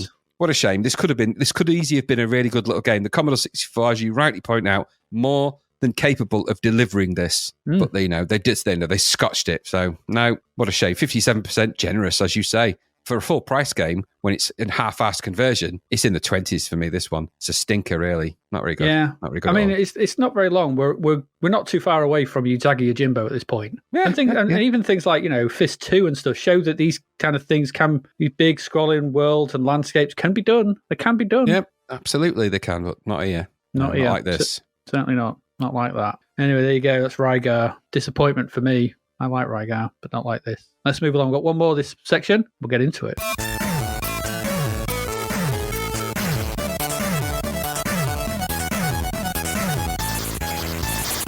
Carrying on. Well, it's niche over here, I guess, this was. Superstar Ice Hockey, Graham. Here we go. Superstar Ice Hockey. Here we go. Ed Ringler. Daniel Lucas. Simon Finch. Here we go. That isn't anything to do with the music in this at all. The musician here is actually John A. Fitzpatrick. This is Ed Ringler. Isn't he a baddie in Tron? The new Tron movie, the latest Tron movie. Was that Rinser? Do you know what that new Tron movie? I got 25 minutes into it and turned it off. Yeah, I can't remember the baddie's called. It's really weird. That anyway. It was Jeff Bridges' young face that made me just turn it off. They hadn't perfected the technology at that point. No, it was the Uncanny Valley stepped in and would slapped you across the face, and it's like this stupid looking. No, I'm not going to go into a full-blown Tron, whatever Tron it's Legacy. called, review, Tron Legacy review. But Ringler does remind me of the name of the baddie in it. Anyway. Ringler. Anyway, so this is from the people that made Superstar Ping Pong. Here we go. Doom. Hey, girl. No, I don't keep doing that. And Indoor Sports. You remember Indoor Sports, Aid? We liked that, didn't we? You remember that? I did. Here we go. Hey, boy. Anyway. So the Superstar team is back from their previous ping pong and indoor sports adventures. And as usual, this game is replete with a billion options. This is a heavily option-driven game. There's so much to think about in this game. It's stupid, anyway. So much. At its essence, this is obviously an ice hockey game, right? And here you can play single or two-player practice games. You can play a full ice hockey league, including all 4 divisions, and a final trophy and full team management. There is loads. And I mean loads here in this game, loads. Mm-hmm. You can compete in regular leagues, divisional championships, conference championships, and even compete for the Sport Time Cup. There's a lot crammed into this. Right? So you can specify in league games the team colours and the strip that you want to play in, the match length, whether you have a CPU goalie or a coach or a centre, or you can choose variations of those. Your view of the match is actually well realised. It's a kind of side-scrolling forced perspective, but side-scrolling, horizontal side-scrolling sort of affair, which obviously scrolls left and right and follows you around as you skate around. And most of the rules of ice hockey apply here, the ones that are logistically possible to apply. For those that aren't sure, In ice hockey, teams are made of 5 skaters and the goalie. You must pass the hockey puck between your players with the aim of getting the hockey puck completely behind the goal line and into the goal, your opposing team's goal. Games are usually for 30 minutes straight with a countdown timer, so teams must score as many goals past their opponents in that time. Slap shots, that are shots that are taken from above the waist, are not allowed in ice hockey. Not you'd know. Neither is body checking, which is basically ramming into people and tripping them up and things. Again, not that you'd know. Officially, they're not allowed. And you can also be offside, and you can in this game as well, if you play that rule, because you can switch some of these things on and off, which is where any member of the attacking team precedes the puck over the defending team's blue line. If you do that, you're offside and you're going to get a penalty. So in the actual game, you get varying different timing penalties for these. So you get a 90-second penalty for minor faults, which is tripping, holding, interference, and slap shots. For major penalties, which is actually 5 minutes in the sin bin, as they call it, or you get sent off essentially for a short time. That's for body checking, spearing, flagrant, blatant fouls, and butt ending. I don't even want to know what that is. I think that's hitting them with the butt of your stick. The butt end, I guess. For misconduct penalties, you get 10 minutes in the old sin bin. That's abusive language, disrespect to the officials, that kind of thing. And you get automatic ejection if you start throwing things around and doing stuff and fighting and then generally doing stupid stuff. Now, the whole thematic of ice hockey is that this is a frantic, mad, fast thing. I've been to a few ice hockey matches in my time, and it is quite exciting to watch as an audience-led sport. It's really exciting. The way they do it, I was in Canada when I saw some ice hockey, and I can tell you that it's not only is it taken very seriously, they're rightly so, but it's because I think it's their national sport, but it is also frantic production. It's amazing to be at that experience. It really is. It's in a way we don't generally really appreciate ice hockey here. We do. There is loads of leagues and teams in the UK, and it's all very popular. But I know that's where I saw it. So that's based on my experience of it being super exciting. So the game plays a version of those rules. So if you commit an offence, you get sent to the sin bin, which is the kind of the equivalent of a naughty step in this game. You get sent for 30 seconds in this. I think that's not to hamper the... You don't play for a full 30 minutes, I don't think. I don't know if you could set it that high for a game. You might be able to. I didn't. You can set it for shorter time periods than that. Outside of the actual playing of the game on the ice, you can coach the team. And that actually involves opting for timeouts, choosing the offensive defensive plays, substitutions, and all that kind of stuff. That's if you've not chosen robo coach. Or when you're not playing the game itself, when you're not actually in a physical ice hockey game, you can manage the team, which means selection, recruiting, trading players, training. It is really, really, really involved. All of this is driven by fairly rudimentary, lots of text-heavy menus and things like that, with joysticks either used in a kind of up, down, select the option, and right, left to select the parameters, that kind of thing. Or some of them have got like a little pointer that you can move around and select and click on things to do with the fire button. So either of those. It's not going to present you with any challenge to control the menus of all of this. The challenge is that you've got to know how ice hockey works, because if you don't, you're just going to be clicking and doing random stuff and not really getting into it. Okay. So you're presented throughout the game with a whole bunch of options pretty much all the time. And of course, you can save your team, which is kind of nice. Pretty much most of the controls, like I said, are via the joystick, which is, again, up, down, left, right, move the pointer type stuff. It feels like this game was put together by someone with a real love of ice hockey. They really knew what would motivate someone who likes ice hockey in an ice hockey environment type game. And I don't think there's any doubt about that. So whether you're managing the team or playing the game, to get the most out of this, you would need a little bit of a passion for ice hockey. You need to know what you're doing. You can go at this and just go and have a practice and just have a bit of a match if you want to. But this is a very, very in-depth simulation and game environment. That might sound a little bit glib to say, well, to really enjoy this, you've got to be into ice hockey. A game called ice hockey, you need to be into ice hockey. There's no doubt about that. But it's not glib, because this really is a game that is fundamentally, if you were into something else and just found yourself playing this, I don't know how much mileage you're going to get out of it in terms of it matching the simulation and the controls of the team parts and the leagues part. I don't know how excited you're going to get about trying to move through divisions or something like that. I don't know. So to see it as an arcade style game on its own would be a mistake, because it's not that. The ice skating game itself, when you're actually playing the actual ice skating, I think it looks pretty good. And it plays pretty fast, and it controls quite nicely. You can actually control a single player in that. So you control the center, which you can choose to be CPU, or the goalie, or both if you want to control two players. But essentially, you control one player, and the view of that player you control is always the one you're going to see. And that actually feels quite nice. However, you have to know how to play positionally in terms of how ice hockey works. If you don't, you are just going to be playing chase the hockey puck around. So, and it takes a while. It's going to take you a while to get around that. So otherwise, you're just going to skate around and not quite know, never really be near the puck and never really get past to, because the CPU does, there is quite an interesting and quite a decent CPU AI in this, in that when you're playing as a team and there's only a small team on there, you do get past two, and it does feel like you're part of a team. That's clever how they've done that. But I was probably the worst member of that team because I was just kind of skating around. I knocked somebody over by accident, committed loads of fouls, never just trying to get to the puck, which always seemed to be 2 or 3 steps ahead of where I was aiming to be. I don't quite know why. I guess I'm just not into ice hockey enough to really understand the dynamics of it. So it looked nice. It controlled okay. The camera and the scrolling is all good. I got a bit lost playing it between passing around and not quite knowing what I was meant to be or doing or where I was meant to be for the best placement for that particular player. The AI, as I say, does feel intuitive, but it can also feel like you just kind of, you're following a puck around and you don't really have a purpose that the game would happily continue and play out without you really being involved. So I think the more you play it, the better you get at controlling it. I think that's a given. As a sports sim, I think it's pretty good, this. And it's certainly one, obviously, for ice hockey fans. I don't know that there's much mileage for anyone else at all, because if you really like divisional league management of ice hockey teams and playing ice hockey games, you're going to dig this. But if you want to go out, and shoot stuff, less so. So I think if you are an ice hockey fan, you're going to see this as a good thing. If you're not, I don't think you're going to bypass this and write it off as perhaps too much. I'm not a huge fan of ice hockey, but this game did contain some interesting stuff, and I get all that. But this is not a game for a casual player. This is not a game you could just casually roll in and out of. It's just not designed for that. So you can do it if you want, I suppose, but you're not going to get much out of it. Really, to get the most out of this, you need to A, love ice hockey, and B, really love ice hockey. You do if you like those two things. If you're an A and B player of this, I think you're going to really dig it. For everyone else, where you wouldn't pay for it. The final hurrah there is it's pretty pricey, isn't it? For what it is. It's not the most expensive one we come across in this particular episode, but it is quite pricey, that. What did you think? It's disc only. Yeah. So 15 quid, maybe that's about right for disc, I don't know. But it's, niche. It's niche. It is. Second of the niche entries.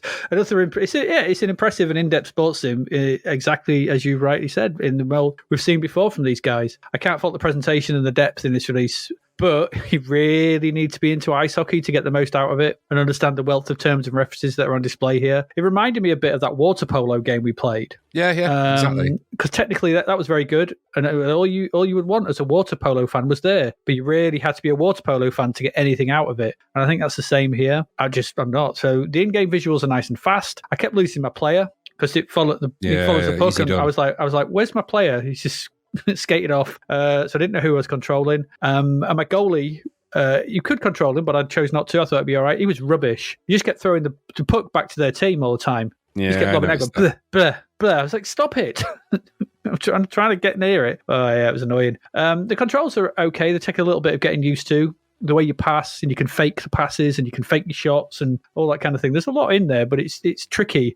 But you can kind of get used to it. Just like I said, it reminded me of the way that water polo game played, and the way you have to press fire at the right time and let go and do all that. There's a lot of nuance, not nuance, but you've got very short space of time to do all that. So it wasn't for me. I just put most of the issues to this, me knowing nothing about ice hockey. I reckon if I did, this would be great, but I don't. So all I can do is shrug. And wonder if I should just go and watch Slapshot with Paul Newman again. That's what I think I should have done.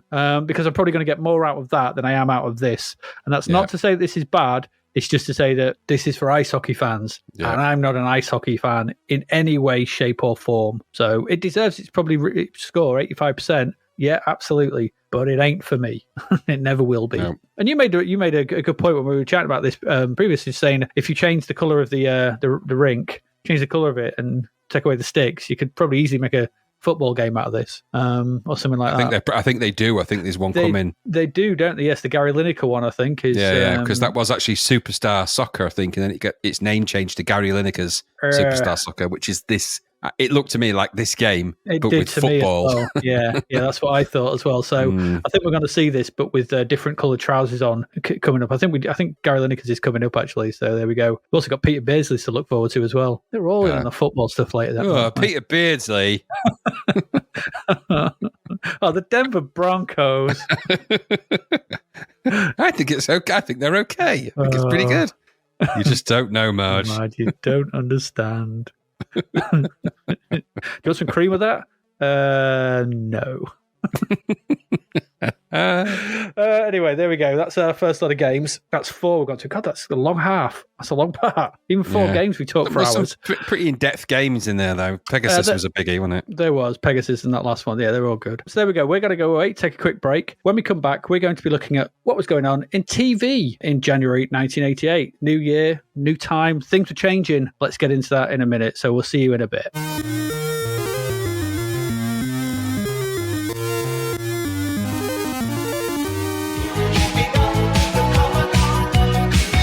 The novel Escape from the Commodore 64 by David Hearn is out now. Growing up in the 80s is a chore for Sarah, who feels misunderstood by her parents and badgered by Reese, her bothersome brother who incessantly prattles on about his treasured computer games. When Reese tells her one of the games tried to pull him inside the computer, she laughs off his fanciful fib. She waggles the joystick to disprove his fairy tale and is pulled into the computer. Now trapped in games she'd never had any interest in playing, how can she possibly beat them? With the help of feisty Nell, another trapped player, can Sarah find her way back home, or is it game over? An evil madman, a hostile planet, bloodthirsty robots, a never-ending throng of karate experts, and relentless digital soldiers will do their best to ensure Sarah never escapes. Available from Amazon and all good online retailers, find out if there's a way out of the beige bread bin of betrayal for Sarah in Escape from the Commodore 64.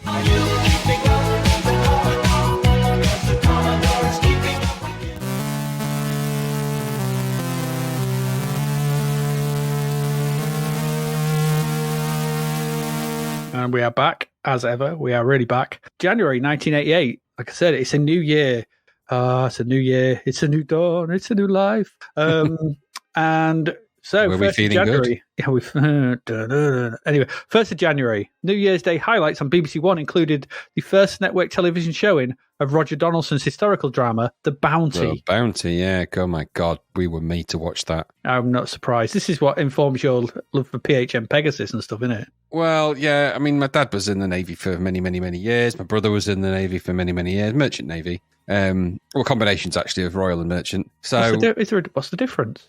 Well, the Royal Navy is the war, go to war. The Merchant Navy is carry stuff and shippings and that sort of thing. Cargo ships and stuff like that. Oh, okay. So you have different. So HMS is Her Majesty's ship. RMS is the Royal Merchant ship and that kind of thing. I've learned something new today. So anyway, when my dad had got wind that there was a mutiny on the Bounty, which is, a very famous naval drama in British naval history, and we were told, with no uncertain terms that we were watching it. So I actually remember watching that on that particular occasion. And I have to say, it's a great story. What was interesting about it was that my dad's affinities did not lie with Fletcher Christian in that particular story at all.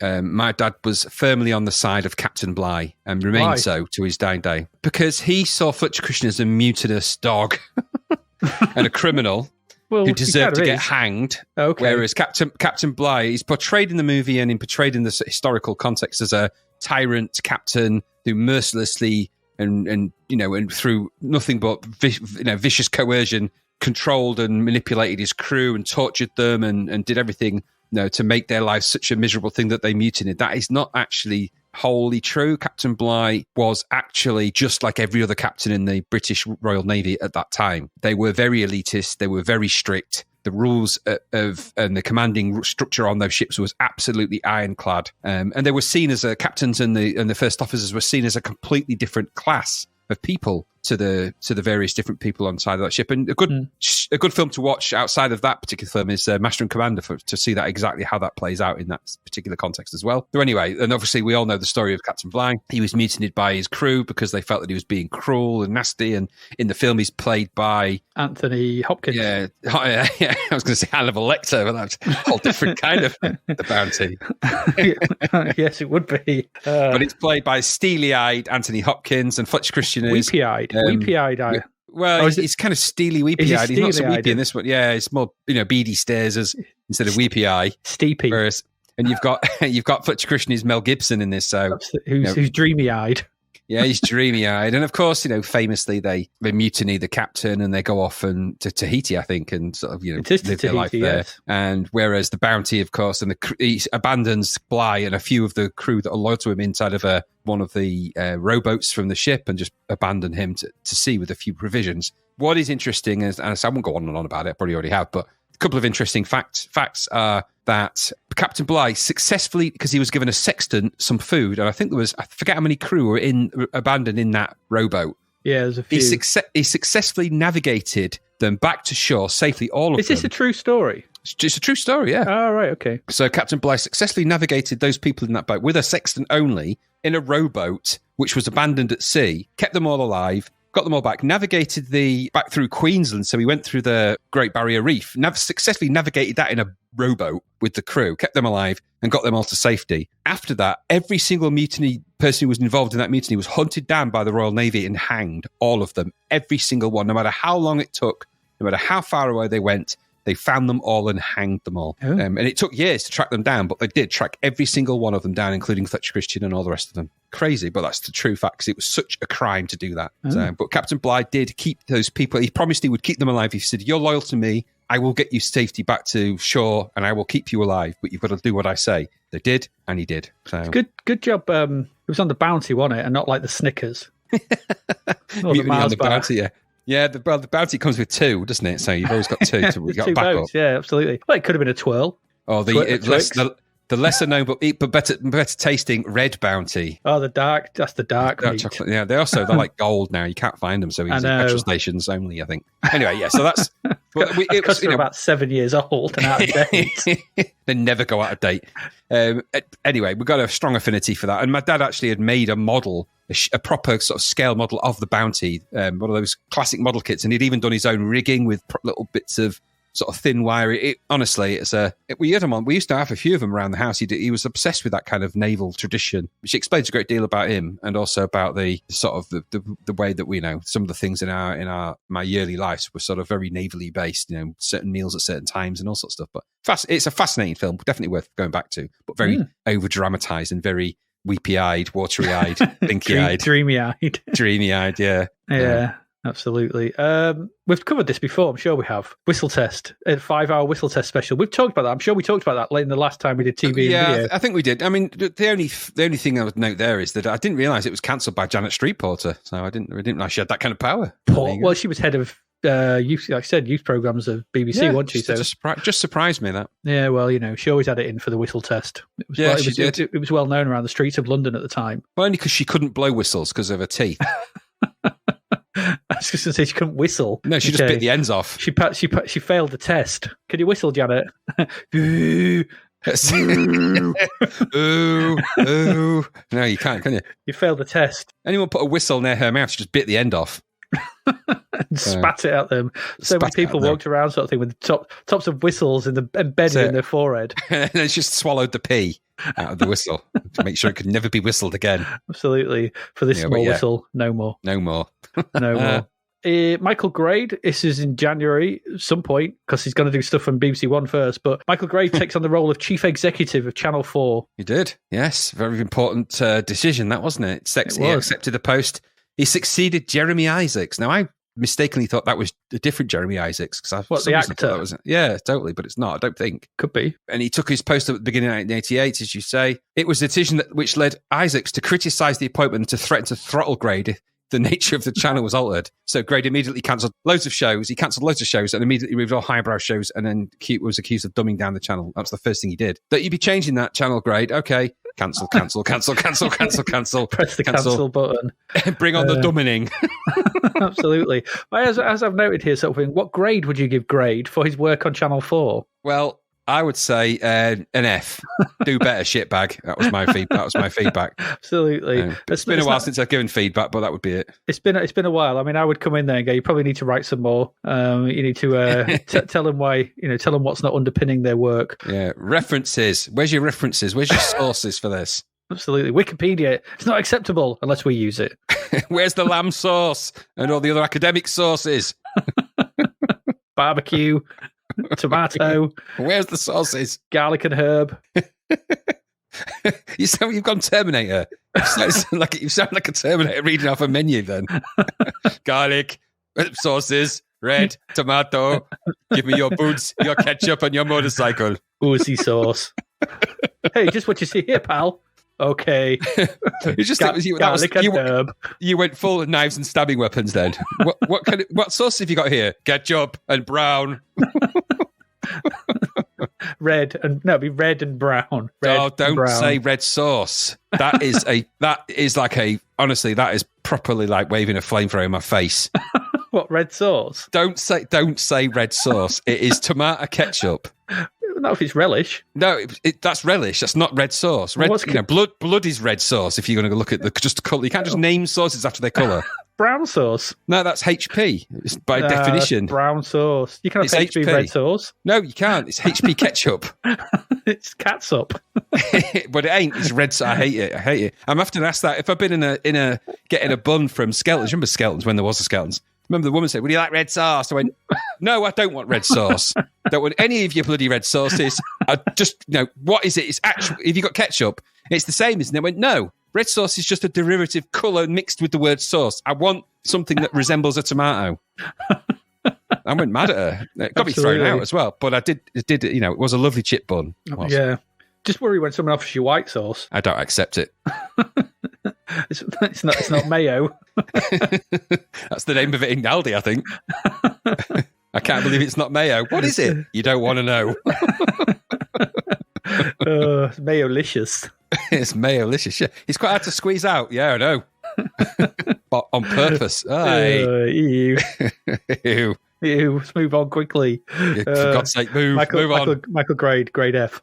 Finally, from this day, presumably it's 1st January still, each programme on ITV is no longer preceded by the identifier of the regional company that had produced the show. No more would you see the Thames Bridge, the Anglian Nights and all that. The Tinties, the Y for Yorkshire TV. The Anglian Nights sounds like a really crap cover band of something.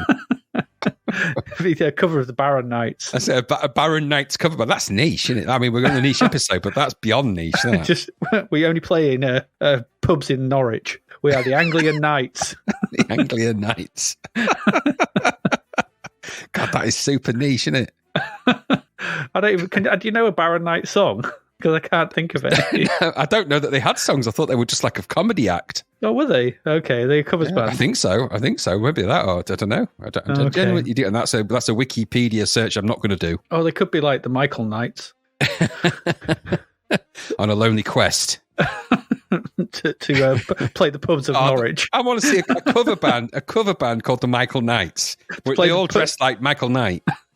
On keyboard, we have Michael Knight. On guitar, Michael Knight. On drums, Devon.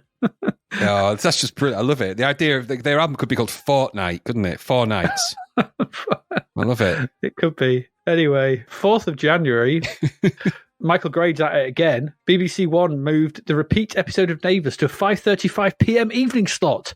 The decision to do this had been made by controller Michael Grade on the advice of his daughter. Yes. I think that's the slot. It was a good move, I think. I don't know what was it before that? I don't know. There was a repeat.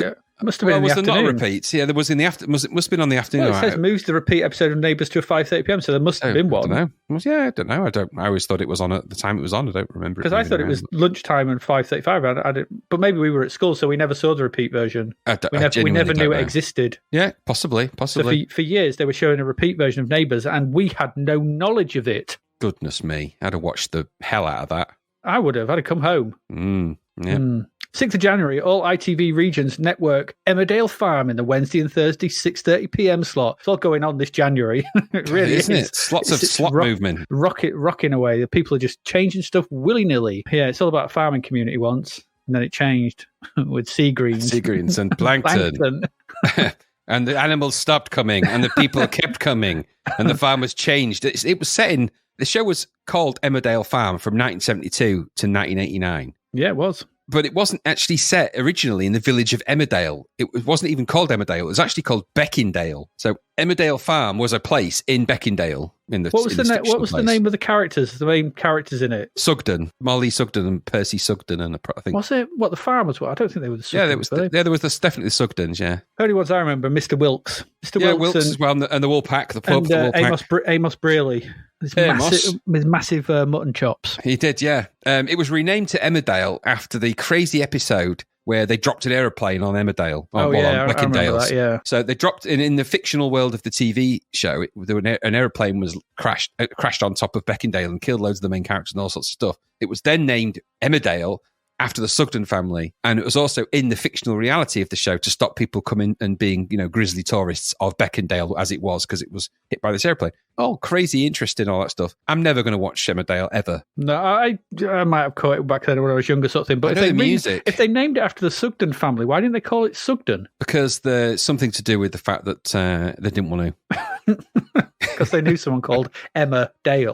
No one's going to watch. No one's going to watch a TV show called The Sugden's Farm. A brother called Bob Dale. Bob Dale. Is it Chippendale? Chippendale, it could be a Chippendale. Anyway, so I remember the music, shots of farm gates and sheep, but all it's changed. It's got different music now, different opening credits. Everything's different now. It's all changed. So what happens when Michael Gray probably got his hands on it? Well, went from rural soap opera about a man going to the pub going, have you seen those sheep in Bob's field, Derek? I haven't. Are they all right? No, one of them's dropped dead from foot and mouth and toe foot. It's got the worst toe foot I've ever seen. You said you'd never seen it. I haven't. That's me guessing what it's about. That's a complete guess. That's a spot-on impression of it, I can tell you. Well, surprise. There's not much else to do it about, is there? You're going to drink that pint, Pete? No, I'm not. No. Well, give it to Johnny. He's over there. He's been drunk far too long in here. Out you go, love. Out you go. He's having an affair, with Bob. Really? I could have been a writer for that show. You could have been a contender. Trainerthoughtwriting.com. So where's that story going? I've no idea. I don't know what I've just said. Have you not written it down? It's like one of those creatures in that Minority Report, the people who are the precogs. I just sit there just with wires in my head, just spouting like some random crap, and like, write this down, it's TV gold.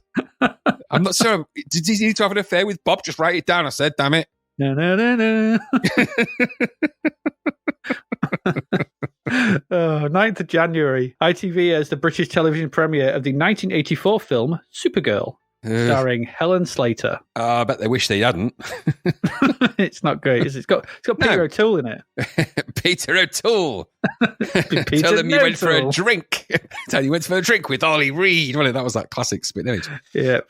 Supergirl is really terrible. It's a terrible, terrible thing. So I don't like it at all. It's a horrible movie. And Dunaway, Faye Dunaway, is also in it as the baddie, and Peter O'Toole earned the Golden Raspberry Awards. They're both quite respected actors and actresses and that. So they got nominated for the Golden Raspberry for Worst Actress and Worst Actor, respectively. That ain't good. You don't want. That's not a career highlight, is it? It's not. I mean, it was directed by Janet Schwartz, I think is how you pronounce it. He also did Jaws 2, which is good. Somewhere in Time, which is good. Yeah. He also did Bug.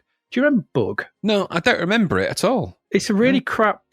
I saw it on one of those horror double bills on a Saturday night that we used to have on BBC Two, and it was in one of them. I think it was teamed up with Night of the Lepus. Well, the one about the killer rabbits, the giant rabbits, yeah. And Bug was about these. They started fires by they were like cockroaches, and they started fires by rubbing their sort of back legs or back things together, and they were crawling all over the place and starting fires. There's always there's this one bit that I remember where they got under this woman's hair and just click it in, set her head on fire. Yeah, that really rings a bell now you've described those scenes. Yes. Yeah, crap. It was really awful. Crap. Yeah, it was really crap. I do remember those scenes as you described them now, actually. Yeah, that was Bug. But yeah, Janet Schwartz, I don't know what happened here. I mean, you've noted it was cut from 138 minutes to 105. I mean, that's not going to help. That's 33 minutes. They cut entire scenes were cut out of that, which meant that the film had massive continuity errors and problems. The whole thing was a massive series of issues. The fact that it was meant to have Christopher Reeve in it briefly, he said he didn't want to be in it. The director originally wanted Richard Lester. He said absolutely no way because of all the fiasco that was Superman 3. It was a whole production. Superman 4. Superman 3 and 4. It's just, they didn't leave them with a good taste in their mouths. And there was just no appetite for this. And it's a pity because the girl in it, Helen Slater, I think she's like a lamb to the slaughter really in this. She's not a bad looking woman. And she doesn't do a bad job of being Supergirl, as it was. She was in that one we looked at, that Restless Natives, not Restless Natives, the one with Danny DeVito and Ryan Reynolds and stuff. Terrible special effects, terrible everything in this. The bit where she gets trapped in the Phantom Zone is horrible because it's such bad effects. It makes you angry even for the time they're bad. So, no, it is not good, this. And I think it's a director that could do a lot better, but was massively hamstrung by the production that was going on around him. And I suspect budgetary constraints. And then just them saying, right, you know what, we're just going to cut half an hour out of this because that's the only way we're going to get it. Because they did that so they could not just do it for the theatrical release, but also so it fit into time slots on TV. Yeah. So it was just done purely for financial and production purposes. There was no, and they apparently is indiscriminate as well. So unlike it was a clever, let's get the edit and really edit this down. It's just, cut that bit out. It's not necessary. Cut that bit out. God. They went full Dune, the original Dune. We need a Twitter campaign. Release the Svarts cut. Well, it's out there. You can get that. And so you can download from legitimate places where you can buy it. You can get the director's cut for that if you seek it out. It is out there, available on all good DVDs and Blu-rays and such. Okay. But if you're going to spend money on Supergirl, I wouldn't advise it. Okay. 25th of January, TVS launches Late Night Late and gradually extends its broadcast hours over the next few months. I don't know what that is. I'm guessing it's Scottish. Is it TV Scotland? Is it TV Southern? What's Could TVS? Be. TVS, TV South, TV Scotland. I don't know. But it's one of those. They were all doing it, weren't they? It's late night now with ITV. We spoke about it before, on the late show 99. They're all doing it, yeah. But now on TVS Late Night Late, this is a program about doors. Whether they open or not, we don't know. Because that was they went to the extent they didn't have any content for this. It was just they didn't. Scrambling around. And it was, here's a talk show from people in your community. Oh, God. Yeah. What's in your fish tank? Fish tank. Fish tank. Hello, I'm Bobby McGee, and this is a program about fish tanks. Neons. I've got plenty of neons. Oh no, my angelfish has eaten them all. Well, I can see that looking in your tank there, Phil, that you've got a problem with fin rot. What you need is some of this white powder. Now, this white powder, some people call it cocaine. I like to call it fish exciter, because when you put that in there, they'll squiggle around loads. They might die, some of them, but you got to make room in that tank for some, haven't you, Phil? Off you go. That's it. Put it in. Not too much, though. Leave some for me. It took an unusual twist in Emmerdale, didn't it? Anyway, so there you go. There you go. 25th to 29th of January, TV AM aired a week of live broadcasts from Sydney to celebrate Australia's bicentenary, featuring Anne Diamond and Mike Morris, those quintessentially Australian presenters. With their horrible jumpers. You remember they wore breakfast jumpers were a thing with them too. Yeah, well, not just then, with Russell Grant as well. Yeah, they all had these proper... When have you ever woken up in the early hours of morning and reached for your jumper or your pullover? You don't do it. Pullover. Exactly.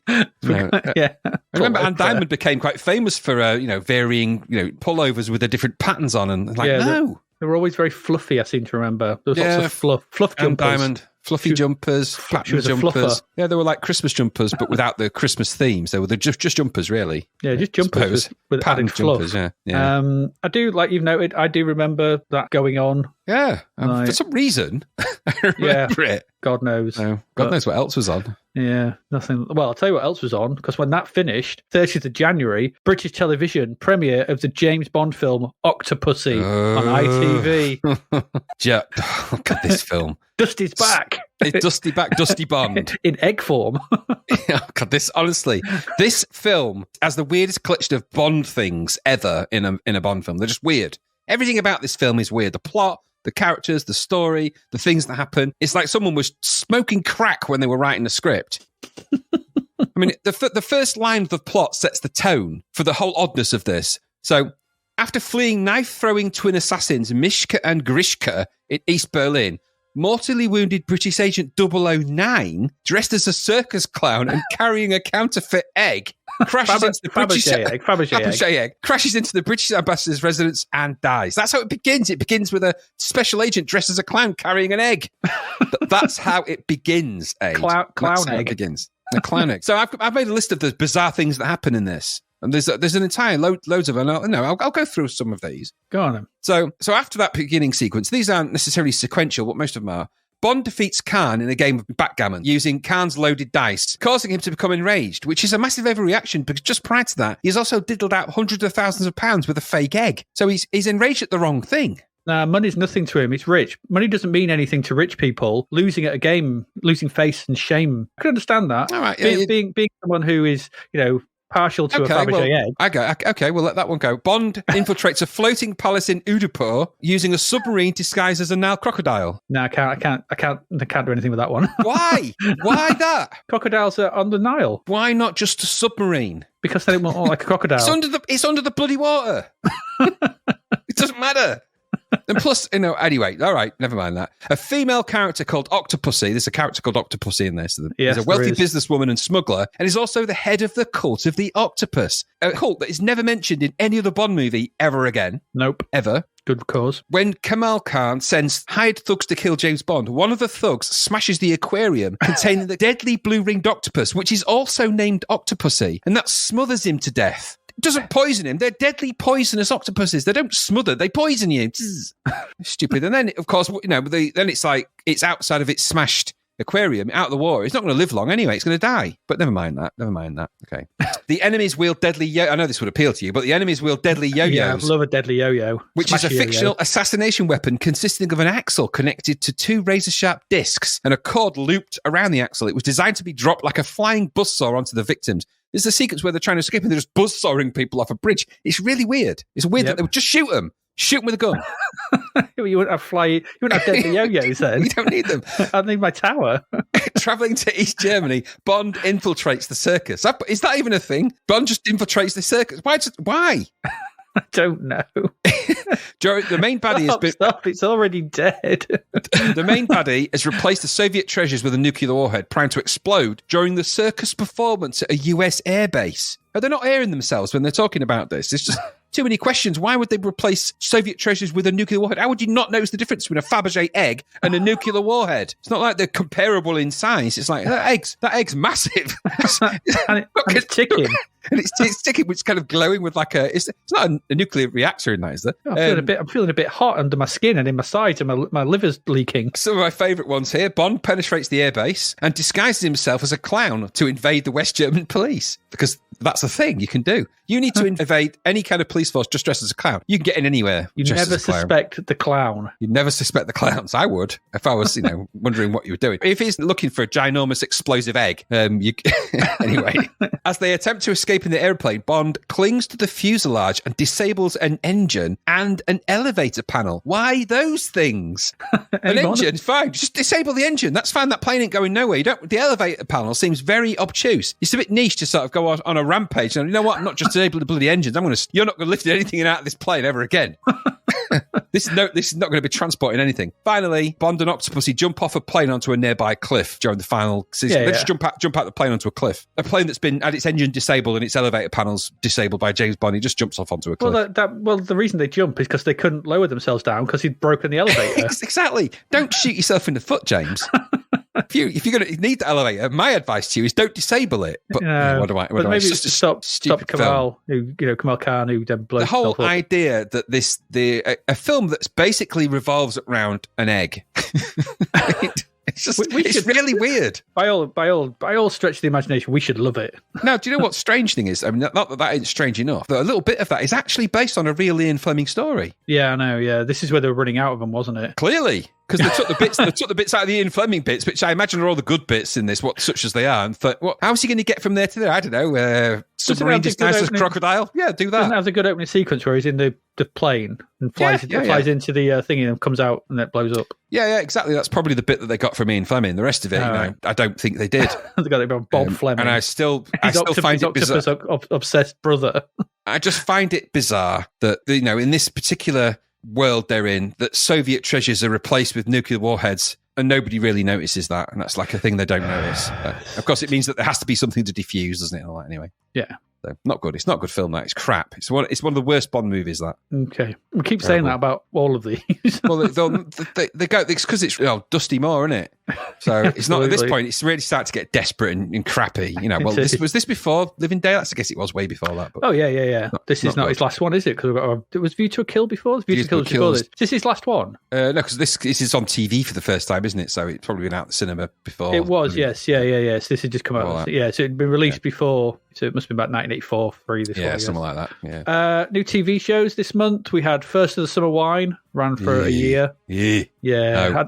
I didn't like Last of the Summer Wine, so First of the Summer Wine was never going to be a winner with me. I never got it. I never got it. And I don't know anyone that did. I don't get it. I never got it. I don't understand why watching, whether young or old, people just, bimbling around a Yorkshire village, stumbling over rocks and looking like tramps. I don't get it. And I don't get the obsession with Nora Batty's rolled up. No, stuff, I guess you have to be of a certain age range to really appreciate it, I guess. Yes. 11th of January, Star Wars Droids. Yeah, I don't remember this at all. Yeah, I've watched all of them. It is that. I watched them all because there's not a lot. I think there's not loads of them. There's only 13, I think, something like that. It's just the further adventures of C-3PO and R2-D2. How much mileage there is in that is the problem, because not a lot, as it turns out. No, there really isn't. But it is their actual voices. It is, well, R2-D2 is not a voice, is it? But it is Anthony Daniels doing the voice of C-3PO in that. So. Well, he didn't get a lot more work, did he? Not after that. 4th of January. 4th of January, Clarence. The Ronnie Barker. Yeah, comedy. Mr. Magoo thing. Yeah, essentially. I never really liked it.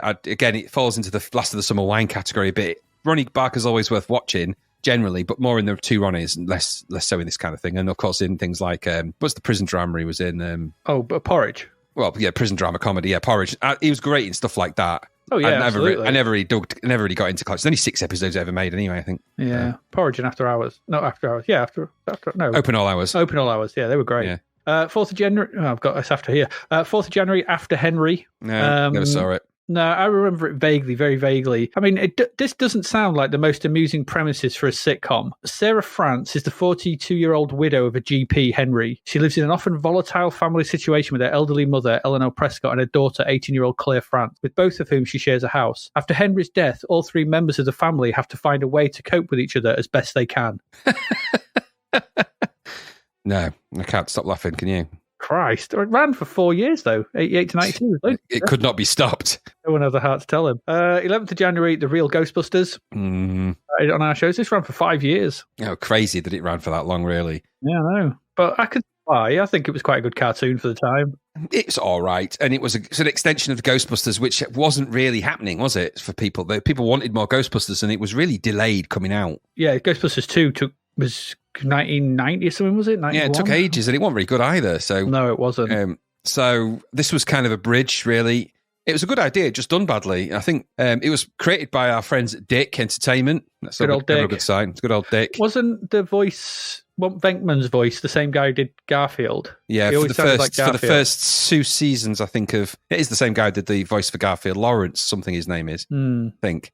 Yeah, and then he was later changed over. And ironically, the voice of Garfield in the CG film version was done by a guy that was originally Peter Venkman, wasn't it? So it was done by that guy. Bill Murray, yeah. Swings and roundabouts, all goes round. Main issue here for me was that it had that thing that they did in loads of these cartoons at the time, which was have a really stupid character in it. In this one, it was the Slimer Ghost, which had gone from being a very, a very simple plot twist sideline in the original Ghostbusters, having a full-blown responsibility and kind of voice, and it was just awful. And I found that really annoying. It was just spoken a series of annoying grunts and whines and utterances, like our podcast friend Gary, who Slimer resembles. He does, but he's less gooey then. He is less gooey, and but he's a lot more likely to crap in your bin.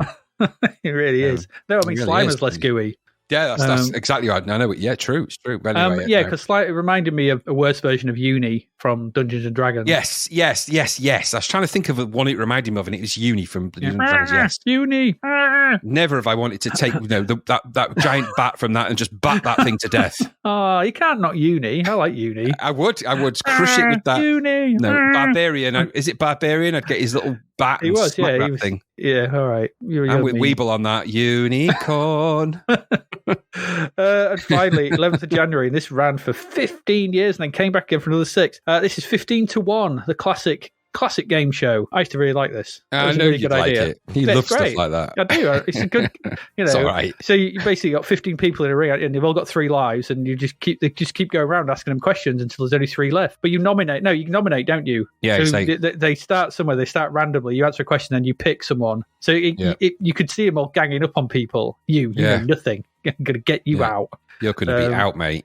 Yeah, I really like that. And then back at the end, it was there's 3 of them left, and they had to the last one left won the prize, which was usually crap. When it got down to 2, it was They had to fight it out to the death. Absolutely. And I was always putting 15 quatloos on the one on the left. Exactly. And William Gladstone Stewart, who was the host, just wore a thong for that entire part. Very manly. Very manly. He did. He showed his 15 to 1 off.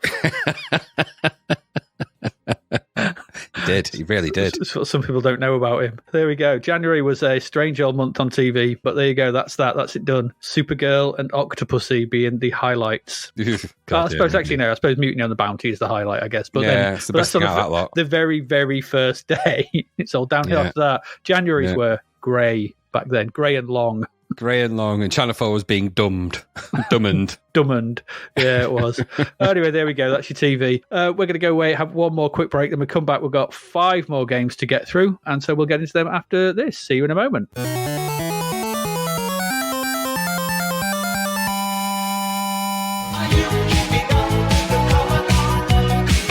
Guess what arrived in the post for me today, Adrian? Was it your order of your Elvis memorabilia? No, unfortunately, that hasn't arrived yet. No. Cool. My Performance Package 4.0 arrived today, and I'm telling you, it is a game changer. Now, do you know what the 4.0 Performance Package is? I do not. Well, it's a collection of amazing stuff from Manscaped that really helps boost your confidence and helps you with all of that kind of below-the-waist shenanigans that you might want to be involved with. Now, let me tell you a bit more about it. Inside my Performance Package, there was the Lawnmower 4.0 trimmer for trimming down the old garden downstairs. I also got the Weed Whacker ear and nose and hair trimmer, my Crop Preserver ball deodorant, my Crop Reviver toner, Performance Boxer Briefs, no chafing for me with those smoothies, and a travel bag to hold all my junk in. So not only do my Performance Boxer Briefs hold in my junk, but I've got a bag to hold in the rest of it as well. Brilliant. So many bags, so much junk being held. Everything is great in there. All arrived in one package, all convenient, all held in one thing with a nice zip across the top, pop it in the cupboard, bring it out when I need it, and I'm going to need it a lot because I'm a little bit older now. Hair grows all over the place indiscriminately. Got to shave that stuff off. And the Lawnmower 4.0 trimmer with its advanced skin-safe technology means that I'm going to be able to shave down there, feel relaxed about the whole process. Brilliant. Now, the great thing is here, I can offer you, Adrian, a deal. You can get 20% off and free shipping with the code ZAPPED20, ZAPPED20, at manscaped.com. That's 20% off with free shipping. I think that's brilliant. You get yourself the Performance Package, unlock your confidence, Adrian, and always use the right tools for the job with Manscaped.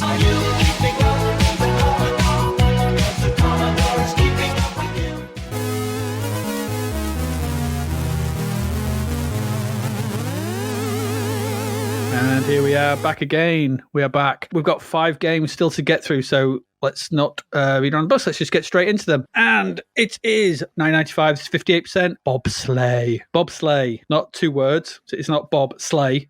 That would be quite an interesting game. Or a command. Bobsleigh. Slay Bob. No, this is Bobsleigh. Bob Sleepy.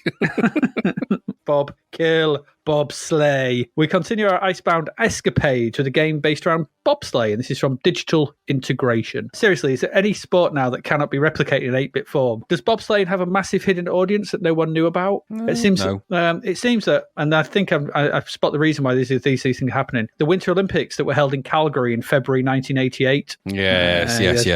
They have sent the developers scurrying to the snow events, the mountainous events, the snowtop things, and anything is fair game at this point. Just get stuff out. Looking at this game, did they actually get there?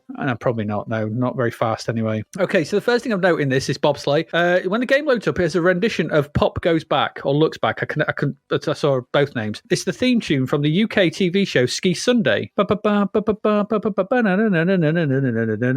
knows it's great. Just notice the word ski in that title though. It's from Ski Sunday, not bobsleigh. It's not Bobsleigh Sunday. Get your own bloody tune, bobsleigh. It's like, stop nicking Ski's tune. It's Ski Sunday's tune, isn't it? Yeah, just stop it. What are you doing? Anyway, it's recognizable. This tune, it's recognizable as a version of that tune, but it sounds like it was dropped through a wormhole from 1984 because it has that sort of early Commodore music style to it, which is kind of really weird. Got that sort of really simple. It's not, not considering the music we're hearing at the moment, things like Driller and Tetris. Yeah. This just sounds like something very simplistic. Anyway, that's it. That's it for music. You enjoy that tune because it's all you're going to get. The rest of the sounds in this are beeps and rumbles, and that's what you're going to get.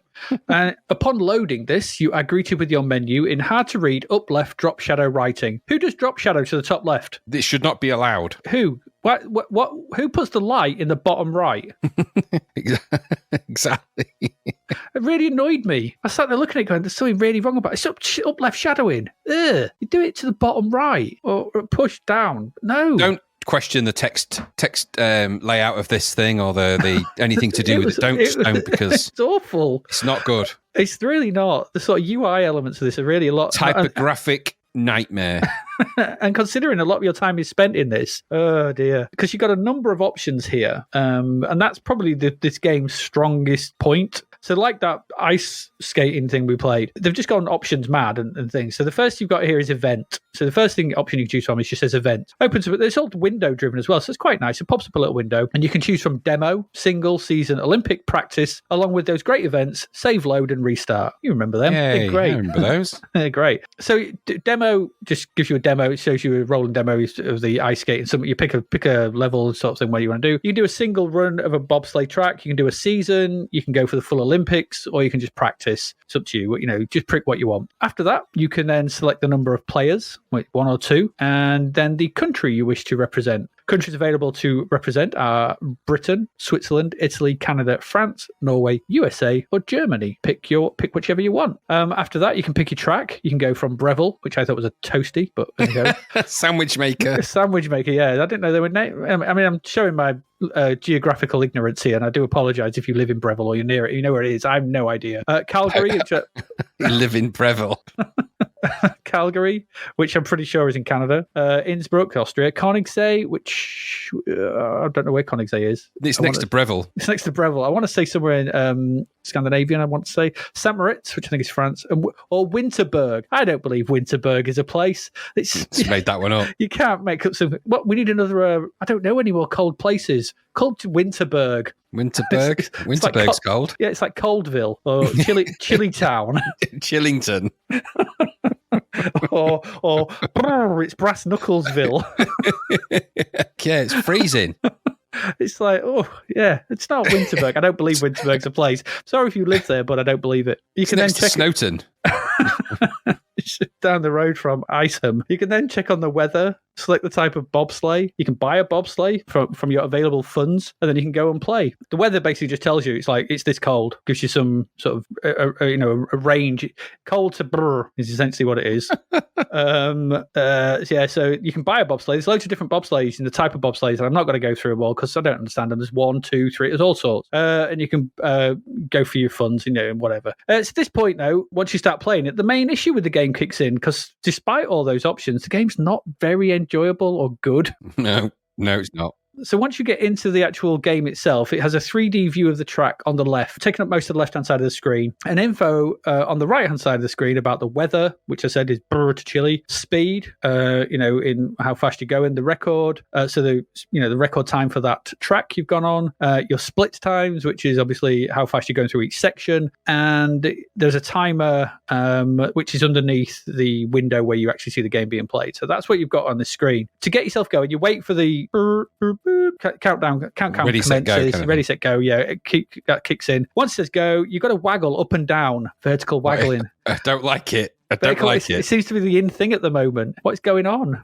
No, it's wrong. It just, I feel like I'm soaring something. So yeah, so you've got to vertically waggle sort of to get to start your bobsleighs running. Because if you don't know what bobsleigh is, essentially it's people in a metal tube going down a very fast ice slide. It's essentially what it is. Yes, description. So to start off, you have to you're all the people that will jump into the tube are either side of it, and they push it. They go hey, and they start running really fast and pushing it as fast as they can. And then when they get to it, they all jump in 1, 2, 3, 4. It's usually 4 of them, and they all jump in, and then they all hunker down and try not to lose their heads. And that's basically it. It's a very dangerous sport. They go very fast. So you've got to waggle this up and down. You see these hands on either side of the bobsleigh. It's sort of a first person, or slightly third person, slightly behind the bobsleigh. You'll see these people running behind it. You press the fire button to jump in. I always got told my start was flimsy or something, or not very fast or something. Yeah, crap. same.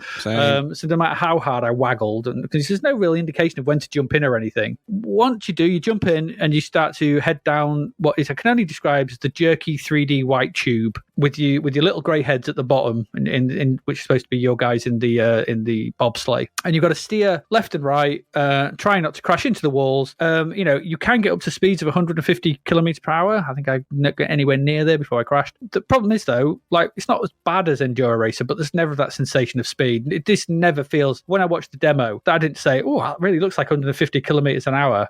I was just like, "Oh, I could go that fast on a bike." Yep. And when I did play it, I found the controls were laggy and jerky. They're not good words. They're not good words to describe controls. So I often just found myself smashing off walls and tipping over, which then resulted in a really crap animation of crashing with lots of white sparkles going on. And then it just went, "You have not finished, and now you need to repair your bobsleigh." So that's depressing news. About, not only had I lost and crashed and possibly killed half my crew, I had to repair my bobsleigh. You start with £12,000. That goes down quickly. Even bobsleigh's like $4,000. So, it doesn't last very long with stuff. And then that's it. Off you go again. That's about it, really. You can play through a season, but, and there's maps. So you can bring up the maps, and each, these are maps of proper, although I don't believe there's one in Winterberg, these are proper bobsleigh runs. So the maps are there, and it does, as you're going down, the left, right turns do kind of correspond to the run itself, but it just feels there's no sense of real speed or fun in playing any of them. So despite all the front end frippery, all that buying of stuff, the different types of things, the picking where you want to go, and all that, the core playing of the game is drab, and it never really represents that speed that bobsleighs approach. This has got to be quick. I just wonder once again just how many people is this going to appeal to. So on the front of the box, if you look, had a look at the front of the box. This is a picture of someone who is identified as Britain's #1 driver. It's a guy just a picture in a box, like and he's got a signature that you can't read. So I don't know who he is because I couldn't read it. Didn't have his name on it, and it states it's from Winterberg. Probably it's Bob Winterberg from Winterberg, from the family Winterberg.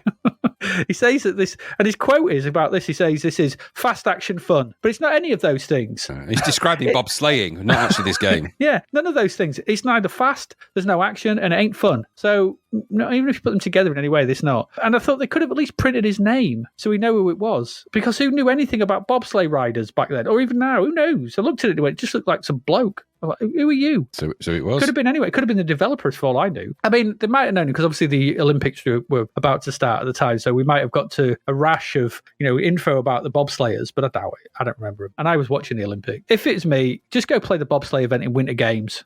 If you wanted if you want a bit of that sport, this seems to be aiming at a market of one. That guy on the front cover. And it's not very good to cap it all off. This was poor. I didn't really think much to it. It got 58%, and I think that's being really generous. It's all front-end nonsense, and then the actual game itself, it does not feel like a bobsleigh run at all. So it reminded me a lot of that cheap budget kayak game we played ages ago in the same kind of sense of that. But this is full price and 2 years later, so it should be better. No, bobsleigh, no, not for me. What about you? It's a brave attempt, wasn't it? This, when you consider the Epics had already done it and done a better version of this in every possible way with Winter Games. Yep. So presentationally, this is poor, isn't it, at best? It looked like an Atari 2600 game. Yes, with it did. Its huge kind of expanded text fonts with the garish colours and the blocky drop shadow text from the wrong direction. Just the typographic kind of hell that I never want to find myself in. Nope. I start wincing and getting twitchy at wide fonts anyway. I don't like wide fonts generally. I don't like when you drop shadow them. I don't like rainbow coloured white. Everything about it, no. It played like a crappy Atari 2600 game as well. Now, you can excuse it on the Atari 2600 with its, 1K was it, or 4K, whatever it was, something. Not here, though. So, I mean, aside from all of the array of options, fine. But you know what? It doesn't matter how good your options are if the core central tenet of the game is crap. So the key issues for me here were, A, this was chuggy and slow, or laggy and slow.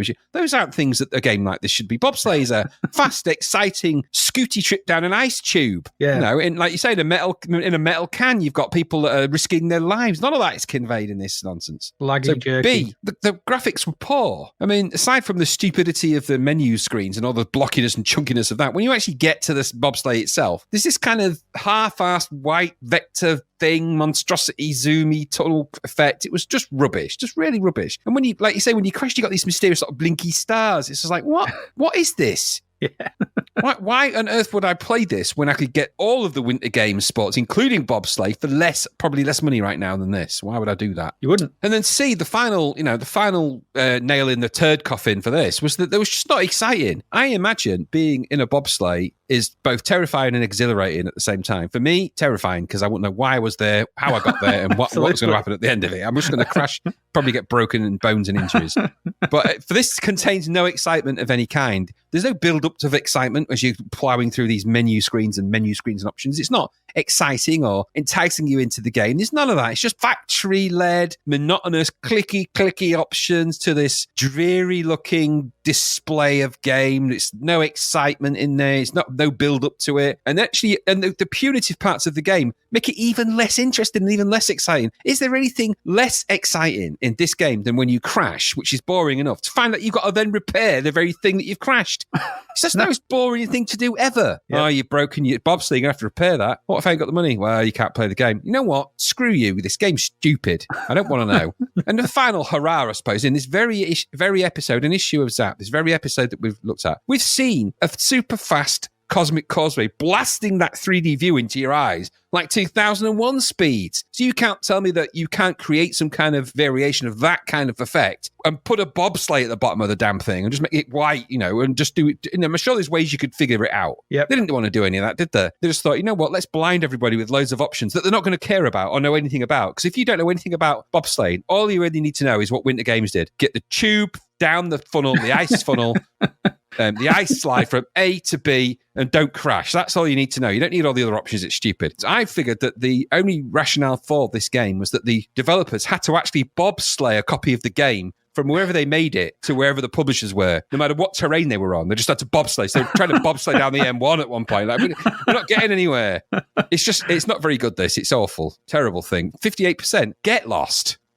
No. Yeah, no. No, it's knobsleigh. Awful. Knobsleigh. No. Be gone, demon. Knobsleigh sounds like a really ropey 80s horror film. God, it does. It does. It's up there with Bug. It really is. I'd rather watch Bug than play this. Anyway, that's the no sleigh, bobsleigh, go away sleigh. Let's move on. We've still got 4 to get through.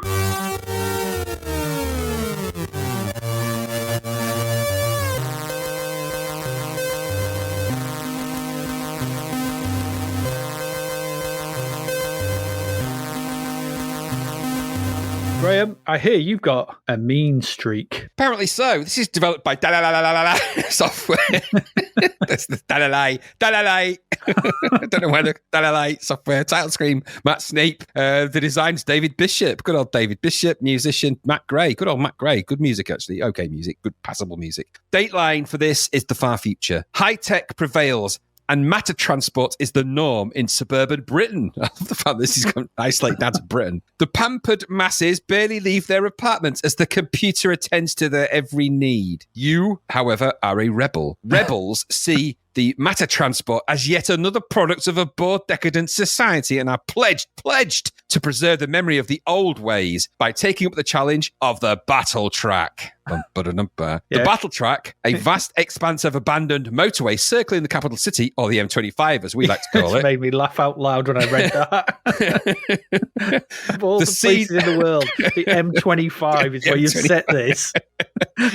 The scene of the desperate fight for freedom between the rebels and the anarchic threat of the outcasts, the hitherto unmentioned to this point outcasts. Oh yeah, the outcast. Yeah, remember them. Mount your turbocharged superbike, the Mean Streak, and take to the road. There can be only one ruler of the highways, you, the renegade on the motorbike, just in case you forgot you were there in the previous description. The rebel.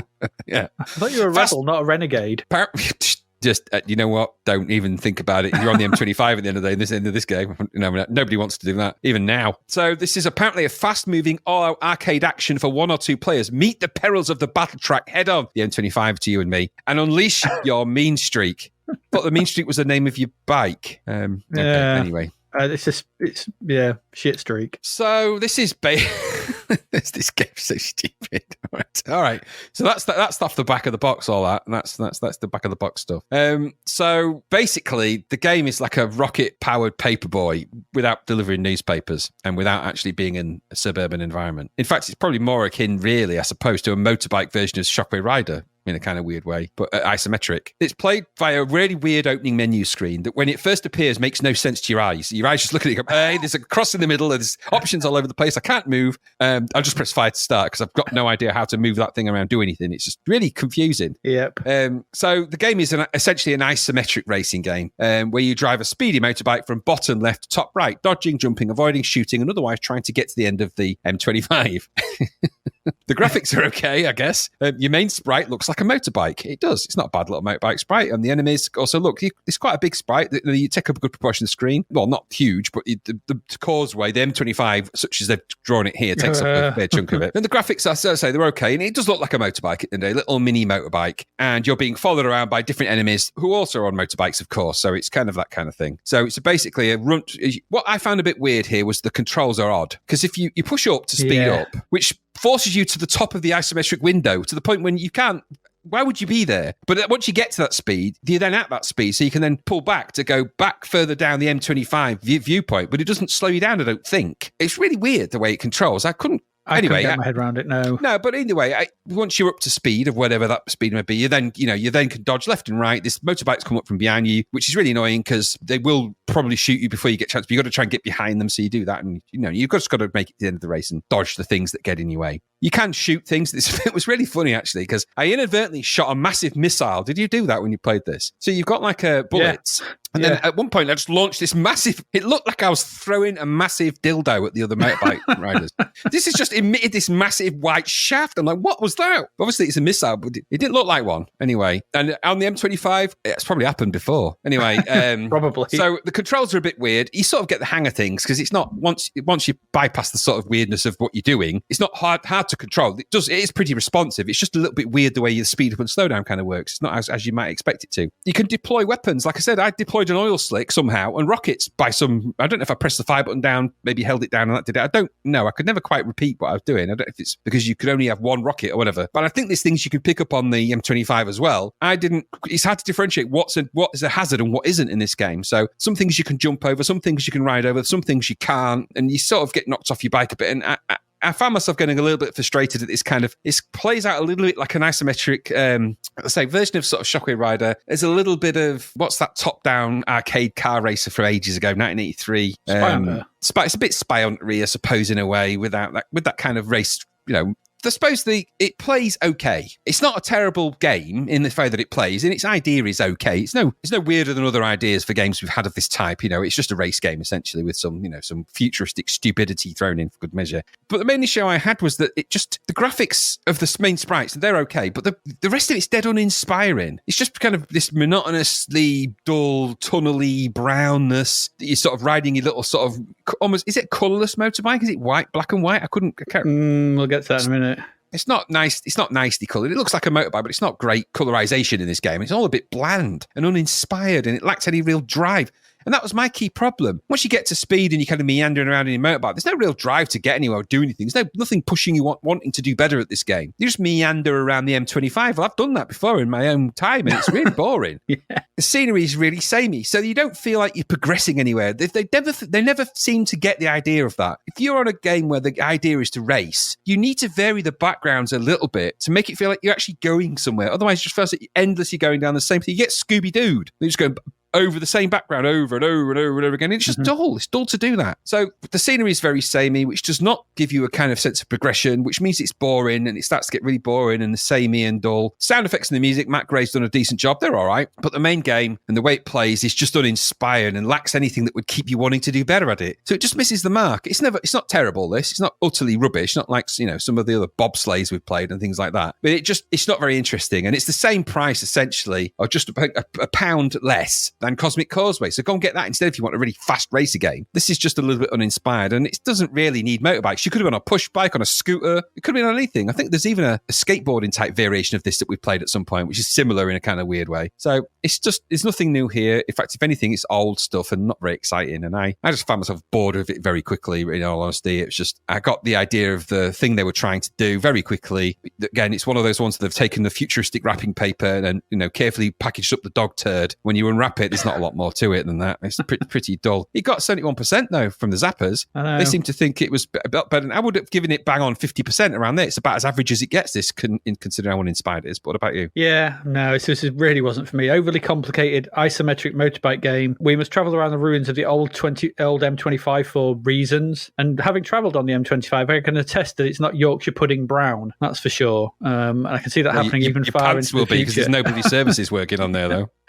The only good thing about this was the music. The in-game tune is a bit annoying, but the high score tune by Matt Gray was great. I really like it. Yeah, it was good. The second one, this part. The rest of this is not something that engaged me. It's fast, yeah, but it's kind of pointless and it's very repetitive. You never feel like you're slowing down or speeding up, and the controls are annoying. And quite often, I just seem to die for no real reason that I could discern. I just died. You just die. Like, oh. I thought the high-res sprites were a mess. And your sprite looks like someone's been sick over a black outline. Is the best way I can describe it. Yeah, I suppose that is a motorbike-shaped outline. Yeah, you've got a motorbike, and then someone's vomited over it, and because they've coloured outside the outline. So it's like, I just don't understand. When we look at Combat School and Octopolis, we see the sprite working those. The lines.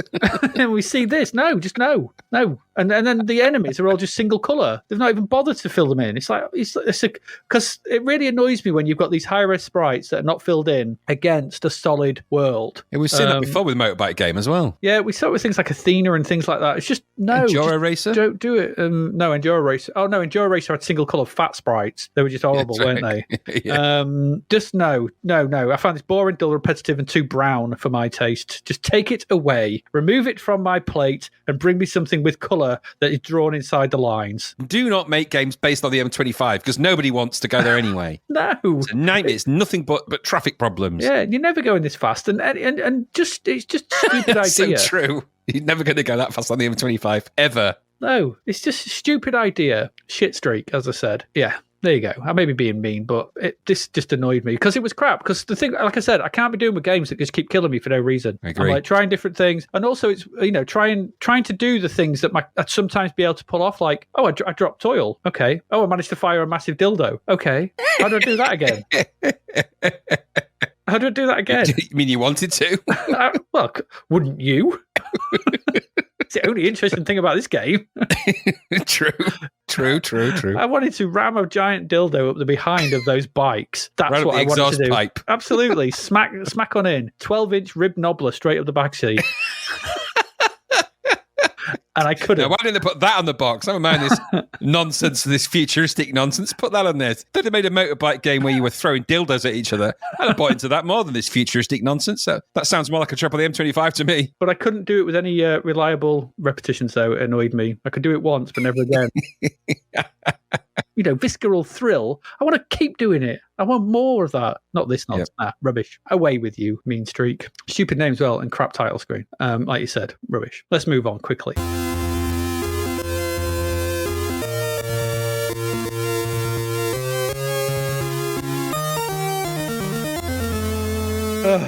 All right, so next up, this is Airborne Ranger from those boffins at Microprose. It's $14.99 on cassette. It's a heavy price. It is a heavy price to pay. If you pay it, you'll be next. They ask a high price. So this comes from Microprose Software, and it's essentially their version of Commando Rambo type thing. They've gone. Yeah. They've had a go at this. In their words, if you believe the manual, this is a combat action simulation. And the developers who wrote in the manual that is, said they wanted to create something that was a more complex experience with a greater dynamic range than your average arcade shooter. That's direct from the manual. That's not me. And I suppose that's usually the way with micropro simulations, and the approach to this type of game is no different. If you think, this manual's chunky, we'll get to that in a bit. I mean, we'll put a link. We should put a link to these manuals in the show notes. We'll do this on PHM Pegasus as well. But the manual has it's got the history of the Rangers going all the way back to the 18th century in it. Wouldn't be a Microprose game without that, would it? It even outlines the types of training modern for then, so 1980s Rangers had to go through to qualify, to get, to pass as a Ranger. Jeez. Christ, this goes into, there's copious amounts of stuff in there. And afterwards, I believe I had what it took to be a Ranger. And then I stubbed my toe and gave it all up and ate a biscuit. Well, after you've read this, you have to sign the Official Secrets Act. Well, there was that too. I still wanted my biscuit though. Anyway, this was designed and developed by Iris Lee Idakogi. She did visuals. Scott Spanberg on software development. Lawrence Schick on game design. And Ken Lagasse on sound and music. Anyway, when the game loads up, you're presented with some options. So you've got options to use a predefined Ranger. You can load an old one. So just load up a Ranger that you've managed to get through missions and stuff. Or you can create a new one of your own. So basic. So we've already created some. Load of an old one to create a new one. Up to you. Well, off you go. Once you do that, you must select your mission from one of the 12 offered. They do follow quite a predictable pattern, these type of games, because it's very similar to that PHM Pegasus, very similar to Gunship. These kind of simulations, you have this sort of opening bit, and then you should pick a mission and you go for it. And that's the same here. This is that. It's cut from that same cloth. So you've got 12 missions. These are in order. You can destroy a munitions depot. You can steal a code book. You can disable enemy aircraft. You can capture an enemy officer. You can cut a pipeline, which isn't a euphemism. You can knock out enemy radar array. You can disable a SAM site. You can liberate a POW camp. You can photograph an experimental aircraft. You can free the hostages. You can create a diversion, or you can do delayed sabotage. 12 missions. You can do any of those. Now, all of these are rated 1 to 3 on the challenge level scale. That's the challenge level scale, Graham. That's the best scale. It is, with 1 offering the least challenge and 3 offering the highest, and 2 being the creamy middle. However, after choosing a mission, you then have a slider bar to alter the mission difficulty. And with this, you can take the challenge level all the way up to 9 if you are so inclined. That's the hardest to hard. No, 1's hard enough. Yeah, so just ask you if you want to increase the difficulty, so you can put it up. You put it. If it starts at 3, you can go 5, 7, 9. It's like that. If you're feeling that way, if you're feeling a little bit red saucy, pressing fire once more, and you are taken to the mission briefing, where you are told what to do, the weather. So essentially, that means whether it's going to be a green, yellow, or white level. So don't really change much from that. And any hazards or things you must do or not do to complete the mission. So essentially, you go do this. It's going to be this kind of weather. And also make sure you don't alert the guards, make sure you don't blow up the pillboxes, make sure you don't set off any mines or anything like that. That's to complete the mission properly. Once memorized, you click fire, and the mission loads in. Now, there is a bit of a problem here because you can't go back, I found. So once you've picked a mission, you're in it. Whether I missed an option there, but I couldn't see anything. Pressing escape, run stop, trying to go back or anything like that, I couldn't go back. So you better pick your mission, you're in, you're going in. That's know what you're doing. Yeah, absolutely. So it's not like, I think Gunship and stuff, I gave you the option to back out and things like that if you didn't like the idea of it. I think that's a bit of an oversight on this, because it's like, if you're first time in, I mean, you might just go through them all in order, but you might just choose number 8 just to see what it is, and then, I'm doing number 8, am I? Okay, well, you're in. So anyway, barring once you click fire, the mission loads in. So it's all multi-load, it's all disc, or cassette, something. But it's a multi-load game again. Now, barring the visual change from green to yellow to white to define the weather, it's kind of here that you realise that all missions kind of follow the same pattern and logical order. So essentially, what happens is this: you start by controlling. So the game loads up, and you get a sort of top-down view of the level that you're going to go down, and you're at the top of the level, so it'll scroll downwards, and you start by controlling. It's a pretty simplistic plane graphics, plane sprite. There's nothing to it. It's just a plane sprite. And it's flying downwards over the map you're about to go through. So the map's scrolling downwards, you're flying downwards. And as it goes, you can control it, move it left and right, and you press fire, and that will drop one of the 3 supply crates that you position in the map to help you get to, as you're playing it, to get all the way back up there. So careful positioning of the supply drops is needed, because, you get to them because they will resupply you. And so you don't want to put them in treacherous positions or places where there's loads of gunfire, map with loads of enemies and stuff. You want to put them places where they can get to them. So this is kind of freeform. You place them wherever you want. You place them fire immediately if you want. Just put them all at the top. That'd be stupid, but you can. It's completely up to you. As the map scrolls down, the plane reaches the bottom of the map. You get the alert. There's a little black square on the screen, and you're wondering what that's for. But this starts to flash with a green arrow, and that's your alert to bail out. So you press fire again, and your little guy, we don't really see. We just see the parachute. Plane disappears, and the parachute appears and starts to float down towards the ground. And you can also control the direction of that, so you can head off to the left or the right if you didn't think you're in the right position. And so you'll float, and you'll land on the ground. And what's landed? The mission begins. Okay. So now, whereas that was a sort of bird's eye view, a very sort of God view of the level of the mission, of the level for the plane one. Now we're on the ground, and now we're much more closer. Now we're in kind of Commando Rambo style visual styling. The one good thing about this, though, before the mission begins, is that the maps themselves, they're randomly generated from pre-made blocks, so the levels are always different, and that's that's a good thing. Age replayability. You're never going to do the same mission. Even though if you put the same mission, it's going to be a different map. So trying to do it again, there's difficulty there, and putting those difficulty sliders up is tricky. So that's quite nice. That's a good idea. So on the ground, you control your Ranger. Like I said, it's not too dissimilar to something like Rambo or Commando. It's that kind of look. So your Ranger is center of the screen. The landscape around them is seen kind of from a force perspective, 3/4 view as you scroll up, and you can move left and right and all that. So, but what the difference is here is that you don't is the control method is very different to what you normally get in your Rambo Commando style games, whereas it's an 8-way control system. You don't do that here. You don't so much as control your Ranger, you control a crosshair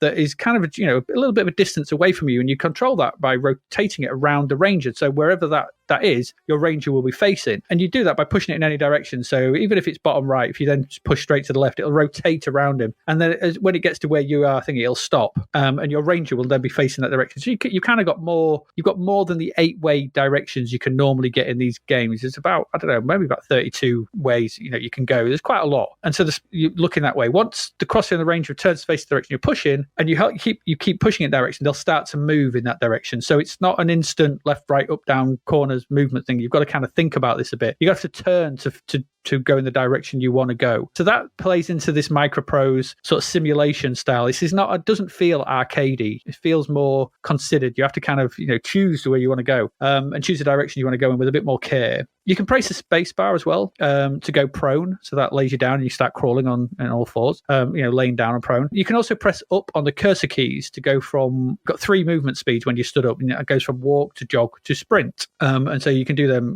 as you want. Aside from the cursor, you've got to be careful though, because sprinting is louder, enemies will hear you. It's stealthy. This is in some ways a bit of a stealth game. So aside from the cursor on the screen, the UI is pretty sparse. There's not a lot else on there. All that's in there is in the top left of the screen. And displayed here is the weapon you are holding, and the ammo that weapon has left. Next to this is like an empty square, and this square is split vertically down the middle. The left of the square fills up as you move. It's your stamina bar, and it fills up quicker if you sprint and if you walk. Once if it fills up, if it should fill up, you've got to rest to get it back down. So you can't move as fast. You can't continue sprinting. Walking fills it up slowly, so you have to you've got to pace yourself. This is not a charge around full pelt all the time. If you do, you're going to run out, and then you'll be slower to actually react should enemies appear. The right of the square is split into 3. So there's three blocks, and this is basically your health. If you take a shot from an enemy, one of those squares will turn white. The bottom will turn white. Take another shot, the middle one will turn white. If all 3 turn white, you're dead, and it's mission over. That's it. So you can take 3 shot, and that's it.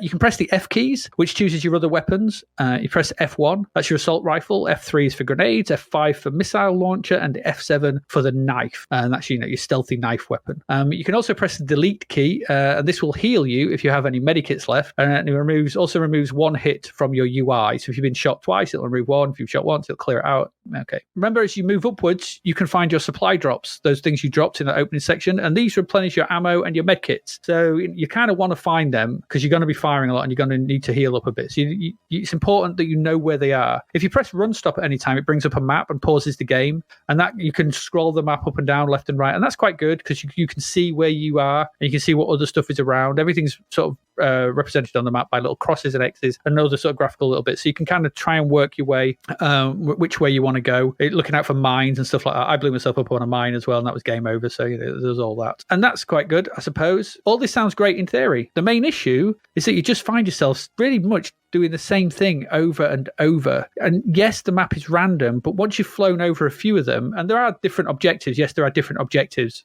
You've got all those 12 missions to go on. But once you've flown over a few of them, you realize that the map is just the same load of trenches, minefields, pillboxes to try and get around. And this lack of variety makes the game start to, pale. It starts to droop somewhat. You feel a bit, it's another, okay. The visuals on the sprites are okay. I thought your Ranger is quite nice, and he's got a good animation, and there's, it's not just up, down, left, right in the corners, because he's got this sort of turning animation. And the way he walks and the way he's animated and runs, it's kind of a bit odd, but it looks quite nice. I thought it was quite nice. They're functional and attractive, but they work. And it's the same sort of sprites for the enemies. Then they come wandering around, and they're out enemies, and they react to noise. And that's one of the problems here. The other issue is you're advised to go in quiet. A lot of the time you want to go in quietly. There's only you, and there's lots of enemies. And so you don't want to attract attention. But whilst I tried this, and I scooted around, and there's like dips in the grounds, like gullies and stuff that you can sort of crawl down and things like that, and try and keep out the way of people and stuff like that.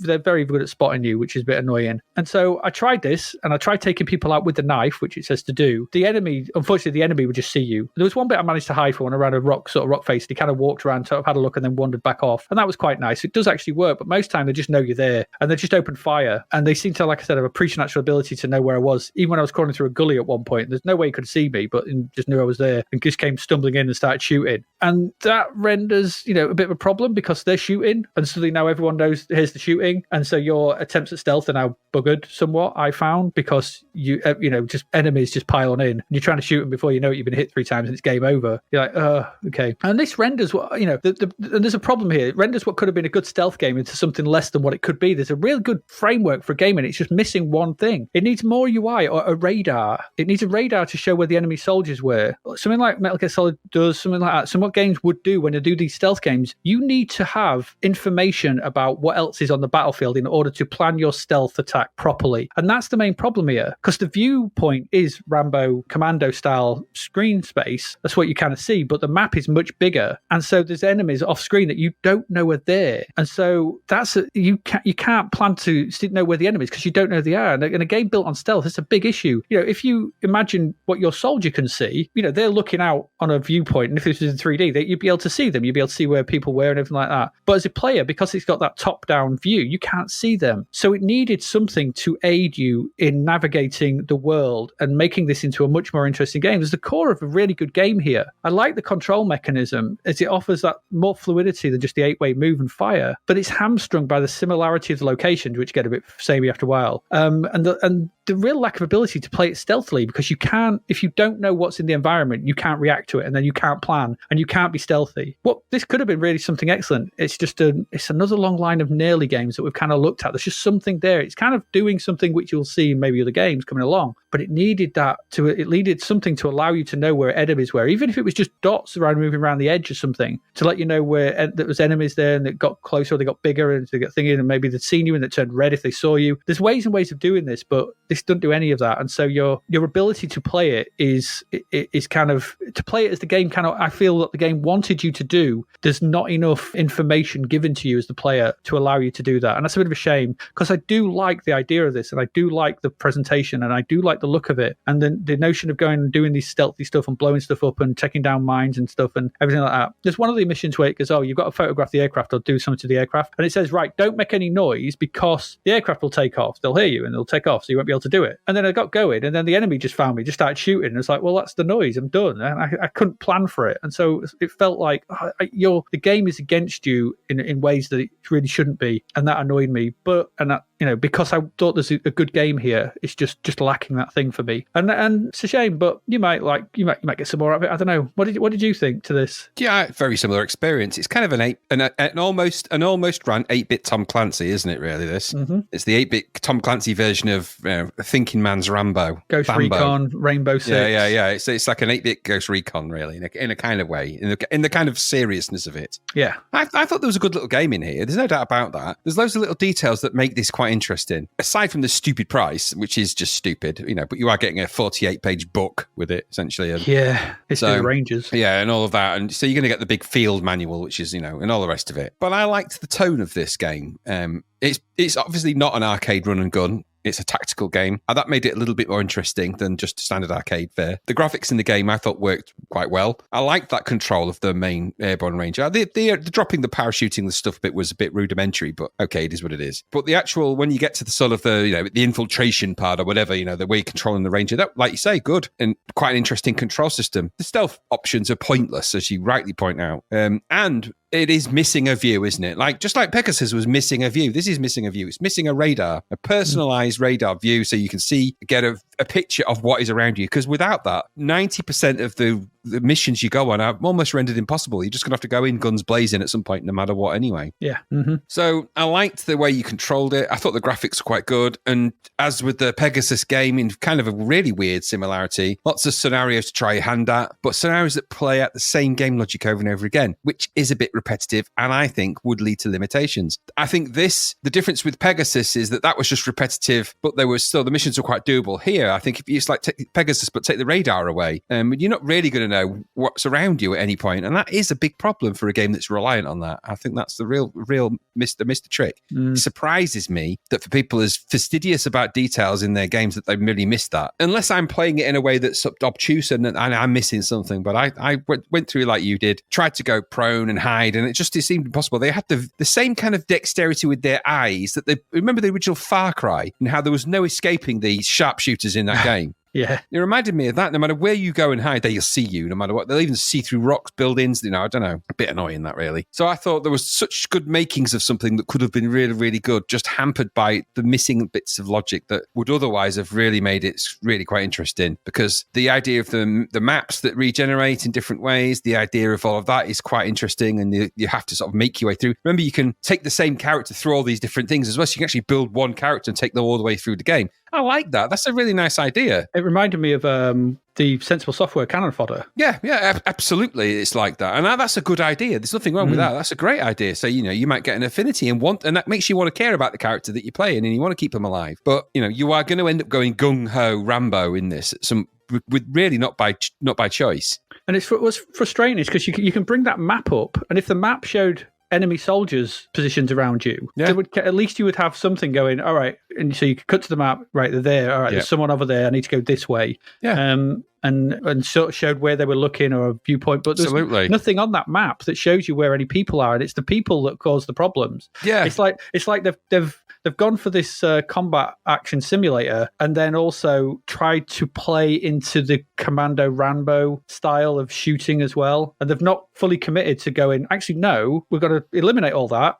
People are wandering about. There's guards and stuff, and they'll go on patrols and things like that. We're just going to have them running about. Well, I thought it missed planning. So, in the games like you tend to have waypoints and things like that, where you on a map you would plan positions and things. So then you'd be running towards a certain target with a compass, and then your radar view would sort of show you the enemies that are around the area, so you could sort of navigate through your waypoints. And it sort of makes sense to do it like that. It's missing those things though, which is a shame, because I think it's taken a game that would have been in the upper 90s in a Zapped view, they gave it 70s. I think it's probably about the same. It's the same kind of problem that PHM Pegasus had. So, and they're about the same score for Zap, 71, 73. I think this is 73. I think its price is ridiculous for what it is. But it's a shame. I think you've got it's a lot less throwaway in this game, I suppose. It requires a bit more of you than just going in and blasting things, but inevitably you're kind of pushed into that regardless. Such a shame. Great idea here. Great idea. Just missing the key bits that would have really, really made it brilliant. So what a shame. I did like what I played, but like you, I felt hamstrung by the things that I needed and knowing that were never going to be there. And I thought, what a shame. If I'd have had that, I could have been playing that for a lot longer. Absolutely. You need to have the same information that your player character has, and you don't. Yes, absolutely. Yeah, man. And it is a massive omission, without a doubt. I think so. There we go. Airborne Ranger. Close one, but, it is. Let's move along, because we've got a great one up next.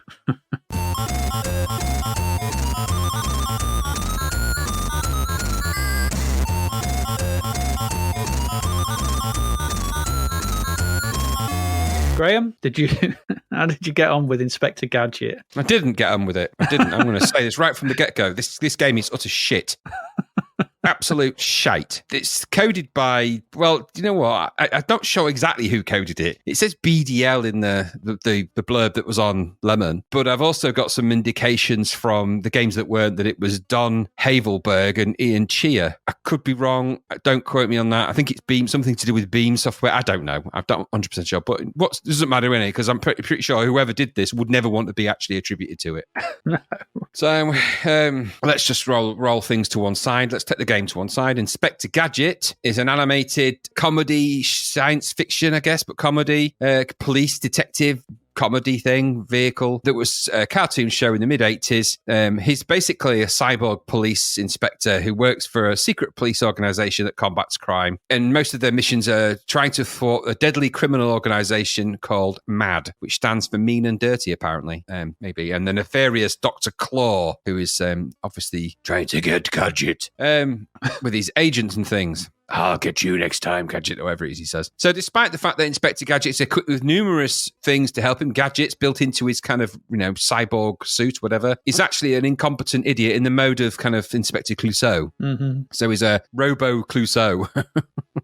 And none of his gadgets actually, he never really uses them properly. They always kind of break or don't do the right thing at the right time. So he's never really solving the mission. He just kind of bimbles about doing stupid stuff. The actual brains behind it are his niece Penny and the dog Brains, who actually kind of look out for the inspector, who more often than not inadvertently solves the crime by just, happening to do something stupid in the right way, but at the wrong time, or the wrong way in the right way. That's the kind of the shtick of the cartoon show, though. It's fun. No, it's fun that you're watching Inspector Gadget bumble his way through this inspection, even though he's not really doing it. And he's sort of, things blow up. He's got, go, he says, go, Gadget, whatever. And he's got a helicopter comes out of his head, or his rollerblades come out of his feet, and all that kind of stuff. Great animation fodder. Great fodder for a game, isn't it? Very good. Robotic police officer that solves crimes with a dog and his niece, and has loads of gadgets that he could find and utilize and leverage, and he's got springs that can make him jump higher. You don't really have to try hard to think about how you could make a game out of that, even if that was just a description, and you didn't have all of the iconography, animation style, graphics, exact all the look and feel and everything, and even the stories and all of the everything. We said it many, many times about these cartoon-based licensed games. Everything is there for you to do something good with. Everything is there. You don't have to try hard. If somebody says, can you make a game from Inspector Gadget? Your first question is, can you give me the cells of animation so I can make it look like that? Could you give me a couple of the episodes to work from so I can get a handle on this? You don't have to try hard. So that's it was a very popular syndicated cartoon show, Inspector Gadget. It went right around the world. Again, it's another one that was made by Dick Entertainment, I think. And as I said to you in our message stream, the Dick Entertainment website probably got a lot of traffic for the wrong reasons, but that's a whole different conversation. It's DIC. Anyway, so Inspector Gadget, and I actually like the Inspector Gadget. It's got a really catchy opening theme, do-do-do-do-do, Inspector Gadget, do-do-do-do-do. Everyone knows that. And it's even been made into movies. I think Matthew Broderick's in the movies, isn't he? Yeah, there's two of them, famous, yes. See, it's lots of complex CG, early-ish CG, but really complicated, clever stuff. Good stuff, So, mileage in that.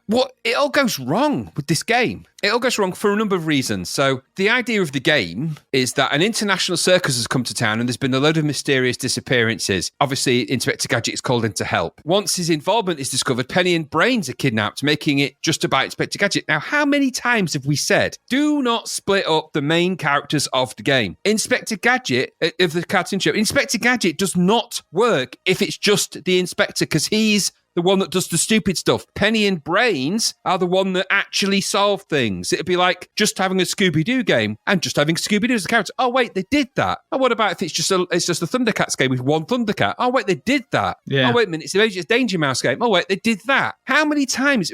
Yogi Bear. There's so many of these games where you take a cartoon that has a specific dynamic and functionality and then shatter all that into some stupid idea by splitting the main characters apart. It doesn't work. And that Mask one as well, where we had to go find all the rest of the team and stuff.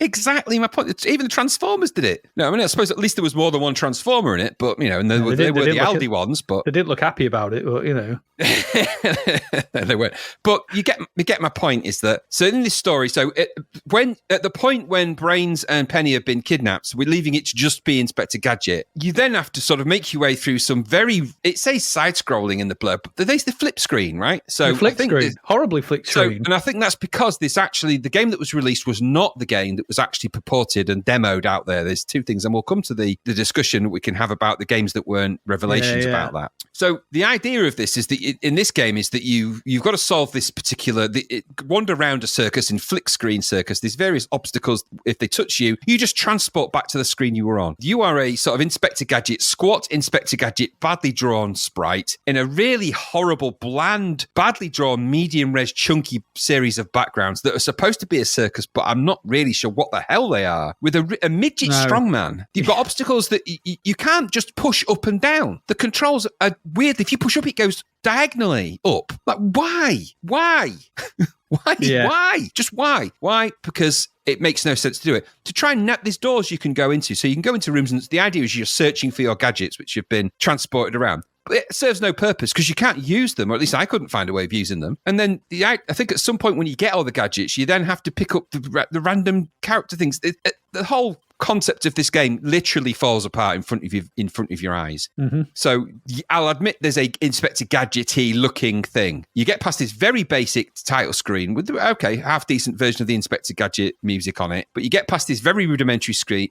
There's no intro sequence or anything else on this version. So you get through that, and then you're presented with the gadget thing. You're wandering through this flick screen world, trying to zigzag your way to a door, and then try and avoid the things. If they touch you, just transported back to where you started from in a really frustrating way. Mm-hmm. So, and sometimes you'll go off the screen, and if by chance the object that's on some kind of patrol in the next screen happens to touch you, and you might not know that because you won't know what's on the next screen, you just instantly transported back to where you were straight away. Boom. Yep. And it's mindless, frustrating stupidity. There is no thought to this. This is a clear, panic-stricken money grab. Now, there's no more to even say about this game. It's got 9% in Zapped. This version of this game is a horror. It's a horror of a thing. It should never have been released. It's a slap across the face to any Inspector Gadget fans, but also to people who would have paid, what is it, full price for this? $8.95 for this piece of crap? £9. It is utterly shit. Pound for every percent. So it doesn't work. It doesn't work as an Inspector Gadget game. It doesn't work as a game. There is no game here. You are just wandering around trying to avoid things that will one-shot you back to your starting point, trying to pick things up that you can't,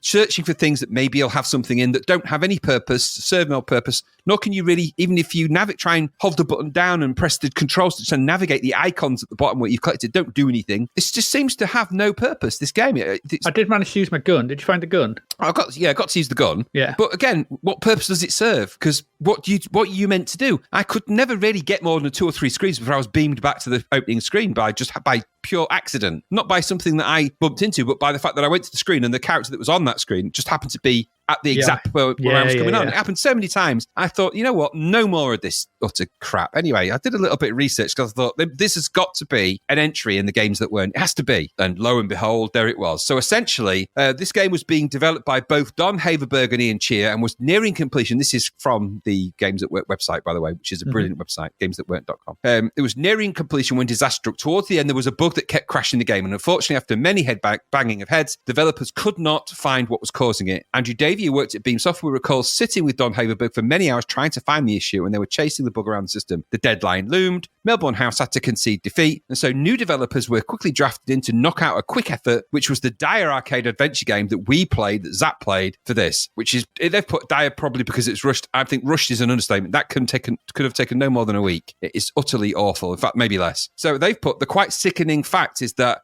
soon after the contract was passed over to another development team, the developers of the original game found what was causing the bug and fixed it and then finished the game. But they confirmed that because they'd already confirmed that it was done, it was never released. By the way, the bug that they found was a CLI instruction missing from the assembler code. That was it.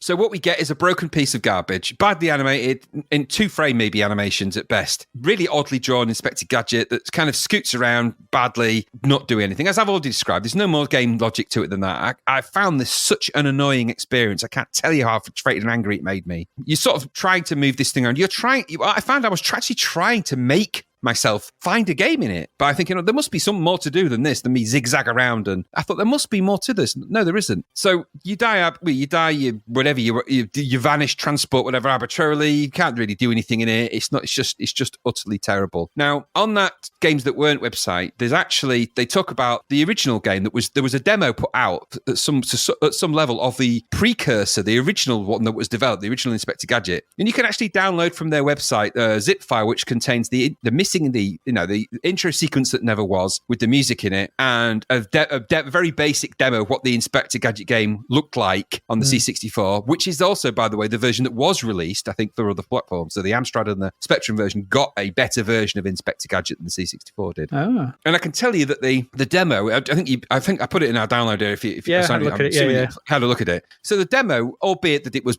obviously very unfinished and in its very early, in an early stage, and so it's nowhere near finished, but the demo played out as a better Inspector Gadget game, even in that short little demo, than this crappy version that they released. They'd have been better off releasing that and just trying to finish it than wait, rather than rush out that piece of crap. Yep. The music wasn't too bad. The intro sequence was actually pretty good. It actually was the intro sequence to Inspector Gadget. It kind of worked. Big graphics, bold, really nice animated Inspector Gadget logo where the letters fall down and he lands on his head and forms the eye of Inspector. All of that was in there. And that's straight from the cartoon show. So that kind of worked. And the music was timed kind of right. And that was pretty good. That was what should have been developed fully and made into Inspector Gadget game. This is an absolute rip-off. It's just awful. This should never have been released. Shame on Melbourne House for even doing that. It's a disgrace. Zap should have been brave again and given this damn thing a 0 because it is crap. It's not. It's a broken piece of rubbish. It is not a game. It's not even a demo. The demo it's just nothing. It's just utterly shameful. And I found it so frustrating that yet again, a good cartoon license with all of the trappings that come with something like that. And a popular one, remember, this is not some half-assed cartoon show. This is a massively syndicated popular show. Was just turned into something crap in the same way they did it with 2000 AD and loads of others. Melbourne House should just be stripped of their abilities at this point. They should not be allowed to release these things like that. A quality threshold, trading standards even should have stepped in and gone, no, you can't put this out there. This is nothing. Yes, we'll agree that it's got some kind of Inspector Gadget character in it, but this is not a game. This is just crap. And I think that it's just such a rip-off. People would have paid good money for that aid back in the day because they might have liked Inspector Gadget. Can you imagine the tears of all the kids when they loaded that up and they saw that piece of crap? No. Shame on you, Melbourne House. That is utterly, utterly, utterly terrible thing to do. I think it's awful. Did you like it? No. I mean, I didn't know the stuff about the games that weren't. I knew about the preview version. I didn't know what the background to it was. I figured that there might have been another game in development. But, I've just put what were Melbourne House thinking when they shat this out. It makes Asterix look state of the art. It does lull you into thinking it might be good when it starts. It's a pretty good version of the Inspector Gadget theme on the title screen. I quite like that piece of music. Jazz Brook, I think it is. I thought it's a pretty decent version. There's an also very good version in the Games That Weren't version as well. Yeah. One of the ironic thing is that I think I mentioned to you, the ironic thing about this is that so often with these licensed games, we're like, you finished it, and where's the music? Like, so many of these cartoon games have iconic music, and so many of them don't use it. This one does, and actually has a good version of it. And it's the rest of it that's all got. And now I know why. I didn't know all about the other stuff, but yeah, I mean, do you know what this reminds me of? Looking at that, and actually the way it plays and the way it feels, it reminds me of E.T. Yep. And the 6 weeks to develop that, and no time and nothing like that. But also the way that just a flick screen, zapping back and forth, no real thought to it, collecting objects. It's E.T. This game is E.T. It's got it. It's awful. It's awful from start to finish. I don't know why you walk at an angle like you're in an Ultimate game for no reason. Nope. A reason. Don't get it. Switching to your inventory is a twitchy nightmare. Yep. To the awful jingle that plays to the fact, that plays through the game, not the title screen one. You get killed just for entering a room. This horror is deep in this one. £8.95, £9. That's 1% for every pound. As we've said it before about Melbourne House, this is a stillborn house one. It bloody well is. Awful. I mean, I don't know. Yeah, okay, your deadline must have been looming, but you still should have looked at what they then delivered and gone, do you know what? No. Yeah, we can't put this out. But they put it out, they did. And, oh my God, it's awful. What a terrible thing. What a strange story as well. Terrible. Interesting to see what that other one would have been finished like. Well, you can look at the Spectrum version. The Spectrum version's a good indicator of what it could have been like. It's not perfect, but it's certainly better than that. It can't be any worse. No, it can't. Oh, dear. There we go. Inspector Gadget. Arse. Let's move on quickly. Let's get out of that one. Getting something good, maybe, for our last game of the week. There we go.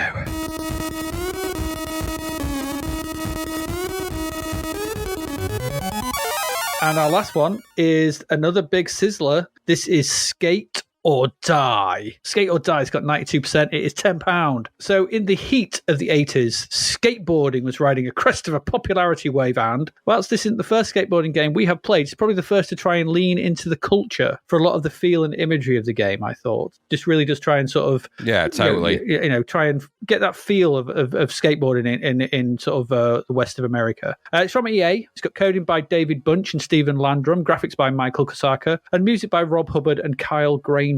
I'll speak about the music a bit later. Kosaka and Landrum had both worked at Epic on games like Pit Stop 2, Super Cycle, and World Games, and you can tell from the quality of the visuals and polish in this game. Can't you just? You really can. There's no two ways around it. Those guys know what to do in this kind of game. It starts with an excellent title screen, really nice title screen, a sort of kid on a skateboard, and it's got a thumping Hubbard tune. Not familiar with it, but I really enjoyed listening to it. It's a good crack, that one. Yeah, really good thumping Hubbard tune, that one. It fits the game, It's his, and I think is this his first tune for EA? Is this when he'd actually gone over there? Had he gone to work for them at this point? I looked through the sort of discography as much as I could sort of find out timeline. I mean, Mr. Abbott will probably be able to tell us. I'm just going to say, I'll rub my Chris Abbott ball. Be careful, I'll say that. I'll rub my Chris Abbott crystal ball right now and summon him. Chris, if you're out there, when did Skate or Die? Rob Hubbard music. Was he at EA when he did that? Was that the first one? I'll see if it, a response might happen. It might happen. Yeah. Okay. So we'll see if we can get that in there. Rob Hubbard did Skate or Die in 1987, but then he went to EA in the States in September, October 1987 and created a retail version of his driver. So the first pieces he did on EA soil were sample 1, 2 and 3 that were demonstrating that driver. Then he came back to the UK and went back to the States in 1988 after they offered him a job. And the first piece he did at EA while an employee was Jordan versus Bird 1-on-1. Anyway, when the game starts, the game loads, we meet Rodney Dangerfield. Rodney. Yeah, it is Rodney Dangerfield, without a doubt. Of course, it's Rodney Dangerfield. I know it is. It's Rodney. It's called Rodney. It's the owner of the local skate shop, and it's here that you sign up the number of players you want to include, pick the colour of your board, check out the high scores, and so on. It's all done in a manner befitting the game. So basically, you've got this still image of Rodney Dangerfield with a pink Mohican. I think it's pink Mohican. And there's these sort of icons, these images around the screen, and you move a little Skate or Die icon, like a sprite, around the screen. And as you move over certain elements, Rodney comments on what each thing does. So he's like, right, yeah, pick your level here, do this here. Here's only the greatest boarders get their names here for the high score stuff. It's really nice, a really nice sort of menu system, and I really like that. Once done, so once you've entered how many players, you can have up to 8 players. So like the Epics games, you can put up to 8. You can have 8 people contesting it, or just on your own. So it's no problem. You just pick your own. Once that's done, you pick your colour of your board. You've got 2 options down the bottom and bottom left. You've got compete or practice. Clicking on either of those takes you outside the shop. And so basically, at this point, you're little guy on a skateboard in the front of the shop, and the graphics are really nice. It's a really nice sort of screen. And there's a road. The road leads out from the shop, and it leads off in 6 different directions. And and this is basically how you negotiate your way to the events. 5 of them go into individual events, while the 6th road is to compete in them all. And they go up to the left and the right, and down the bottom. And all you got to do is just direct your skater at the road you want, and the game automatically loads in the event. And this is really nice. It lets you get a feel for the controls of the skater. The speed, you push forward to go faster, and turn left and right, and the speed at which he turns, and all that sort of thing. I don't know if you could do tricks at this point. I didn't actually try. Maybe you can. I didn't do any. But it also it lets you appreciate the detail in the animation that this game has. That skater is well animated. It really is. Smoothness is brilliant. It's really good animation in this game. So you've got 5 events you can take part in, and they are freestyle, high jump, downhill race, downhill jam, and pool joust. So I'll go through them now. The freestyle is the first, and is probably the one that takes the most practice to get used to. But I still felt approachable, even for newcomers. The event takes place over a half pipe, and at the sections on either side where the pipe bends to become flat are 2 zones marked out with shading. So a half pipe is essentially, it's a big U, and you've got sort of 2 steep, so vertical sides. It curves at the corners, and then there's a flat bit at the bottom. So it's shaped like a U. It's a half pipe, but it's not a full pipe because it's a half pipe. Sometimes I do quarter pipes, but this is a half pipe. And these shaded parts, this made me laugh in the instructions. They're called pump zones. Hey. And it's in these zones that you must pump your player to do tricks. So I'm just going to read out what the instructions say, because this had me laughing quite a lot. It says, remember, one click in a pump zone counts as one pump. To get 2 pumps in a pass, pump once in each pump zone. That's a lot of pumping. That's a lot of pumping. There's a whole lot of pumping going on in this half pipe, but different combination of pumps in the pump zones lets you do different tricks. So if you're moving to the right, heading to the right side of the thing, then moving the joystick to the left in both pump zones. Remember, one movement is a pump in each zone, does a hand plant. So essentially, as you go through the first one, do it to the left. As you go through the second one, do it to the left again. When the guy gets to the top, he'll do a hand plant, and then you just come back down again. Whilst if you only do one pump, you'll do a foot plant. And there's all different ways of doing this, like left, right, moving towards it, up, down, things like that. It's a really quite a nice control system, because you're choosing your moves as you're heading towards the top, and then you can fall, and there's a tricky bit where you've got to kind of get your balance right to come back off. But once you get the hang of the directions to pump, you can do some decent moves. You get 10 passes to do your stuff, so 10 ups and downs on both ways, and you build up your score from the various moves you pull off. So I'll come to why it's good. So I think that's quite a good, nice way to do it. So that's it. Essentially, you get 10 goes, and you're done. If you fall off, it doesn't matter. You just keep going until you've done your 10 goes. Second up is the high jump. This is pretty simple. This one, it's on the half pipe again. You just have to rotate the joystick as fast as you can to get the highest jump you can. So as you guys going up and down, you're just basically moving I just found it the best way to do it, I found, was to rotate your joystick, not waggle left and right, up and down. It's rotate it. That's the best way I found, and that's the highest way I could get something. I think I got 12 meters 11, which I thought was quite high. I was nearly off the top of the screen, so seemed all right to me. You get 5 goes back and forth, but the game takes your last one as the final score, which is quite a nice touch. So you've got to it's a bit of a risk reward, which is quite nice. So if you do a massive jump on the third attempt, you can press the fire button to end the run there and then, and that's your recorded score. Or if you think you can do better, keep going, but you might not do better, and therefore you lose that big jump. It's a nice touch. Up next is the downhill race. This sees you racing down a path, it's just a vertical downward scroller. Basically, you go between flags and pulling off tricks and shortcuts if you can. So you basically there's a path that leads between greenery, grass and stuff. So you got to guide your guy through. There's flags either side. There's there's like gates in skiing. It's downhill skiing, and you got to go through the gates. You can play this in either regular mode, which basically is so as you view it as the player, it's how you play it. So pulling down speeds you up, and left and right turns you in that direction. Or you can try it in goofy mode, which is actually the way I found most easier, which means play it from the view of the skater. So up speeds you up, and turning to the left turns you to the left in relation to where the skater is looking. So it kind of reverses the control slightly. I actually found that more doable, but maybe that's just me. But it's good that it offers both of those, and that's a nice touch, and again, a nice affordance to the player. The objective is simply just to get down as quick as possible for massive points, as far as I could work out. Next up is the downhill jam. So here you race against either a human or a computer opponent. The objective is to get through, you're racing basically through narrow alleyways. There's junk on the floor, and you've got to avoid it. You can jump over it, and you can hit your opponent as well off their board for points, and basically leg it down to the bottom. There's a cop car way at the bottom. It's a nice touch. And that's down there. First to the bottom is not always the winner, though, depending on how many points you build up into the race. So you can win even if you come in second. And finally, we have the pool joust. Again, it's you versus either the computer or another human. If you pick from the computer, so if you're playing this one player, you can battle against Poser Pete, who's the easy option, Aggro Eddie, who's the medium, or Lester, who I think is the guy from the shop at the beginning. It's Rodney Dangerfield's character, I think, or it might be his son. I can't remember which. Yeah, and that's the hard mode, essentially. So the game has you both. So what it is, you've got a view of a pool from your one end of a pool, and it's a nicely shaded pool. And essentially what it is, so kind of like the half pipe, but a pool. So it's an empty swimming pool. Swimming pool, yeah. Yeah, and you're skating back and forth, up and down the side. So a curved bottom, swimming back up and forth. You're skating back and forth up across this pool, jumping off the top and changing back down. One of you has a boffing stick, what they call it. It's a pugil stick. Think gladiators with those pugil sticks.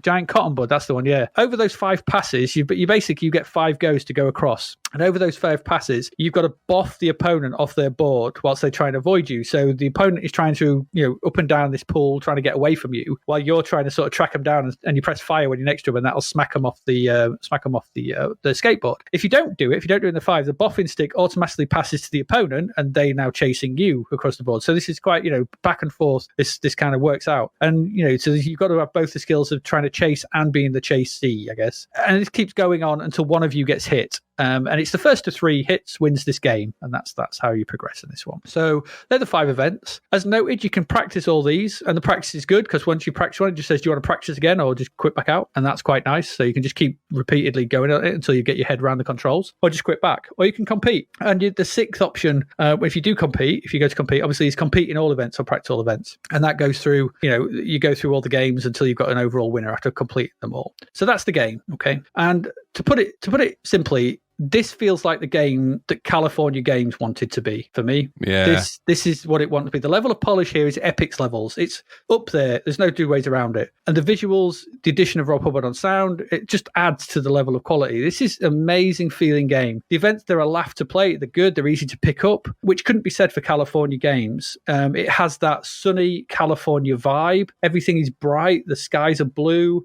Everything feels, cool. There's no horrible browns of, we've seen him like mean streak and going around the M25. Everything feels sunny and happy and nice. This is a really enjoyable game to look at and play. The music's nice all the way through. The visuals and animation are top notch. There's smooth jumps, twists, turns, falling animations are funny. There's good stuff. The backdrops are well drawn. The scrolling's smooth. The whole thing, it's just enjoyable. It's a laugh. It's just a joy to play this. I found this really enjoyable. It's a bit limited. Is it a bit limited though that it's all skateboarding? I mean, it's skate or die, but does that limit its enjoyability? Perhaps, possibly, maybe. Is it a bit limited? There are only 5 events, maybe. At least California Games has 6, but one of them is just chasing a frisbee, maybe. But it doesn't stop this. What is here is being a good laugh, and most importantly, fun to play. And and I imagine in a group setting, this would be brilliant. The Best of the Games series had that element, and this takes those elements and builds its events around them. The controls option on the races allows you to pick what's best for you. From the moment you skate out of the shop, the feel of the game is just a sun-drenched California-style antics. I'd never really played this very much. I think I always confused this for some reason with 720. And so this was a real pleasant surprise for me. 92%. If this had another event, one more event, this is gold medal all day of the week. Maybe even now. 92% probably about right. Maybe it should be higher. I don't know. This is one more event. 2 would have been, this would have been one, possibly pushing for game of the year. 5 maybe, and considering the high jump's a bit limiting, and 2 of them are downhill races. Okay, if we could have done something else, and this is what I mean about skateboards. What else could you do with skateboards, I guess, in this kind of thing? So, however, it's still brilliant. I still love this. I thought this was ace. It's by far the best game we've played so far this year. I really enjoyed this. It's better than Cosmic Causeway. It's the best. We've had 2 amazing games this week. How often can we say this? I loved this. This was brilliant. What about you? Yeah, I'm not going to add loads more to what you said. I agree with everything you've said. It's got an absolute thumping Rob Hubbard soundtrack. It's I'm not generally a fan of the 2-bit samples thing, but it really works here. And it just really does, it's a landmark. As soon as it lands with that title screen, the graphic and that music, you're like, this is going to be something special. It just punches you in the face with it. The game itself is graphically probably one of the best ones we've seen in a long time on the C64. The graphics here are genuinely gorgeous. Really detailed, smooth animations, brilliantly drawn backgrounds, really nice sprites. All the various games play really smoothly. There's no bugs and glitches that's really easy to control and get into. Yes, there's some of them are a bit difficult. Some are on the more challenging, on the more difficult levels. The Joust springs to mind there, like you say. But they've all got really instant appeal. They've all got multiplayer practicality to them. There's really fun elements. It's everything that Epic's games are, but it's not an Epic's game. So it's there, but it's Epic's game in everything but publisher really. And that's to its credit. I think you're exactly right. This is the game that California Games really wanted to be and is not. And by sticking to the one mode of transport, as it were, and providing games around that, it works really well. Now, I've never been a skateboarder or anything but this game still appealed to me and still played well. Back then, it was really good. And on revisiting this, it reminded me of how good this actually is. Some of the games, are they a little bit short? I don't know. Maybe they are. Like you say, maybe there's limited amounts of things you can do with a skateboard. But I think because you've got multiplayer in this and you've got all those different options, and I thought it was just, it's a really refreshing take on something, a return to form, and a bit. I imagine it's a bit of a, someone holding up a bit of a sign to Epics and going, these, stop doing the California Games type stuff. This is how you should be doing them. So I thought this was really, really good. This is never going to be in my sort of top, maybe it is actually, maybe never in my top 10, but this is certainly one of my favorite games to play. Certainly been the favorite one of this episode. I really, really enjoyed my time with this. Really good looking, really good fun, really fast loading as well. Nice fast loader. So it was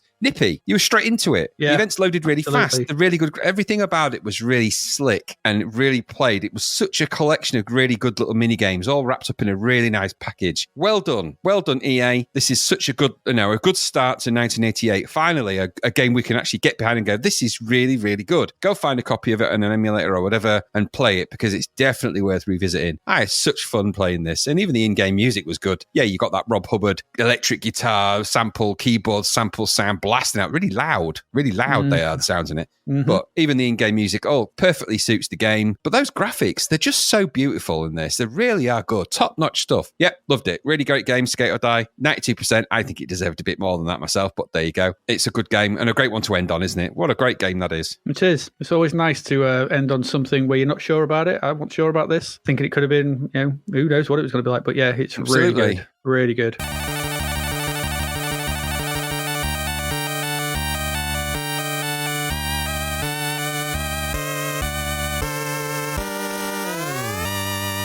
There we go. That's it. That's our games. That's it for this week. What have we looked at? We looked at Cosmic Causeway, which we really liked. That's how you do a sequel. Sean Southern never ceases to amaze with his technical coding prowess. PHM Pegasus, which was missing a screen. We'll see that a bit later, but technically impressive, but just missing a mode. Rygar, which was, if you squint and missing its Smashy Yo-Yo, as far as I'm concerned. Yeah, true. Superstar Ice Hockey, in depth, but you're going to have to love ice hockey. One for the ice hockey lovers. One for the ice hockey lovers. Bobsleigh, not one for the bobsleigh lovers, probably. Not one for anyone, that one. We didn't Rubbish. Like that. Mean Streak, just go drive around the M25, you'll probably have more fun. Yeah. What can I say? Airborne Ranger, like PHM Pegasus, missing a screen, missing a radar. Yeah, Put a radar in that, and I think you've got a fantastic game. Inspector Gadget, horror upon horror upon horror. Horrible thing. Horrible. And then finally, the excellent Sun-Drenched Skate or Die, which we thought was A. There we go. Interesting set of games. Mostly positive.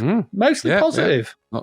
There's some good ones creeping in. Yeah, there really are. That's it. If you've enjoyed that, hopefully you have. That's it. But if you wish to support the podcast, as ever, you can head over to our Patreon at patreon.com/zapped to the past. Loads of cool stuff going on there. High score challenges, early access to episodes. We've just had Battle of Pilots, come out properly as we are recording this, but you could have been listening to that weeks ago, as we released it well early on our Patreon, and we'll probably will do the same with the next one. So there's all that. You can get all those kind of things. You can get your name in the shout out, chat with us, and do all the stuff on the Discord. It's all good. It all helps us, and it keeps us going, and it just helps us to be supported. So again, head over there, patreon.com/zapped to the past. This is another pretty chunky episode, even though we've cut down the number of games we're looking at. It's still bloody long. Well, there's some heavyweights in there, though. There are, yeah. We had a lot to talk about. Yeah, and some interesting issues and some interesting stuff. So I think, have you got anything more you wish to add? No, I'm done. I just want to try and wash the Inspector Gadget skid marks out of my pants now. Yeah, they're not coming out. They're stuck like Lady Macbeth. I'm going to have to burn them. Absolutely. Burn when you burn them. Right. Okay. So we will sign off. I think go play some of those games. Go play Skate or Die. It's really good.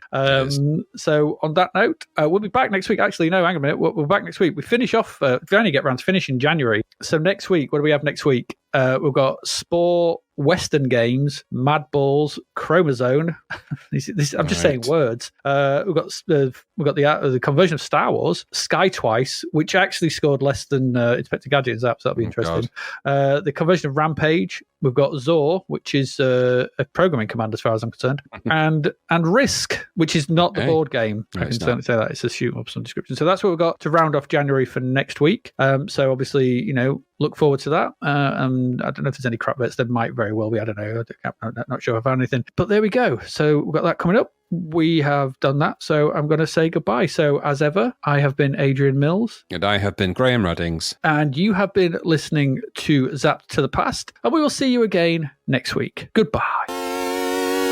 Thank you for listening to the Zapped to the Past podcast. We hope you enjoyed our deep dive into the world of Commodore 64 games, as well as the music, films and TV from around the 1980s, driven, of course, by the issue of Zap 64 magazine published at that time. We will return with a whole new batch of games and stuff to talk about next week. Until then, if you want to listen to or download previous episodes of Zapped to the Past, and why wouldn't you, they can all be found on our website at zappedtothepast.com, as well as being available on Podbean, Apple Podcasts, Google Podcasts, Spotify, Deezer, Audible, Player FM, and, well, pretty much anywhere where we can upload them.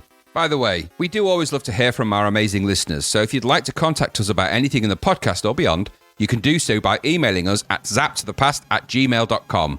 We're also active on Twitter under @ZapTother, as well as Facebook, Instagram, and most social media platforms. Just search for Zap to the Past and you'll find us. Oh, and if you like the podcast and what we're doing, please do like, share, review, rate us. It really helps. Something, apparently. The Zap to the Past podcast is written and produced by Adrian Mills and Graham Raddings and recorded at Flaky Bits 2.0 Studio.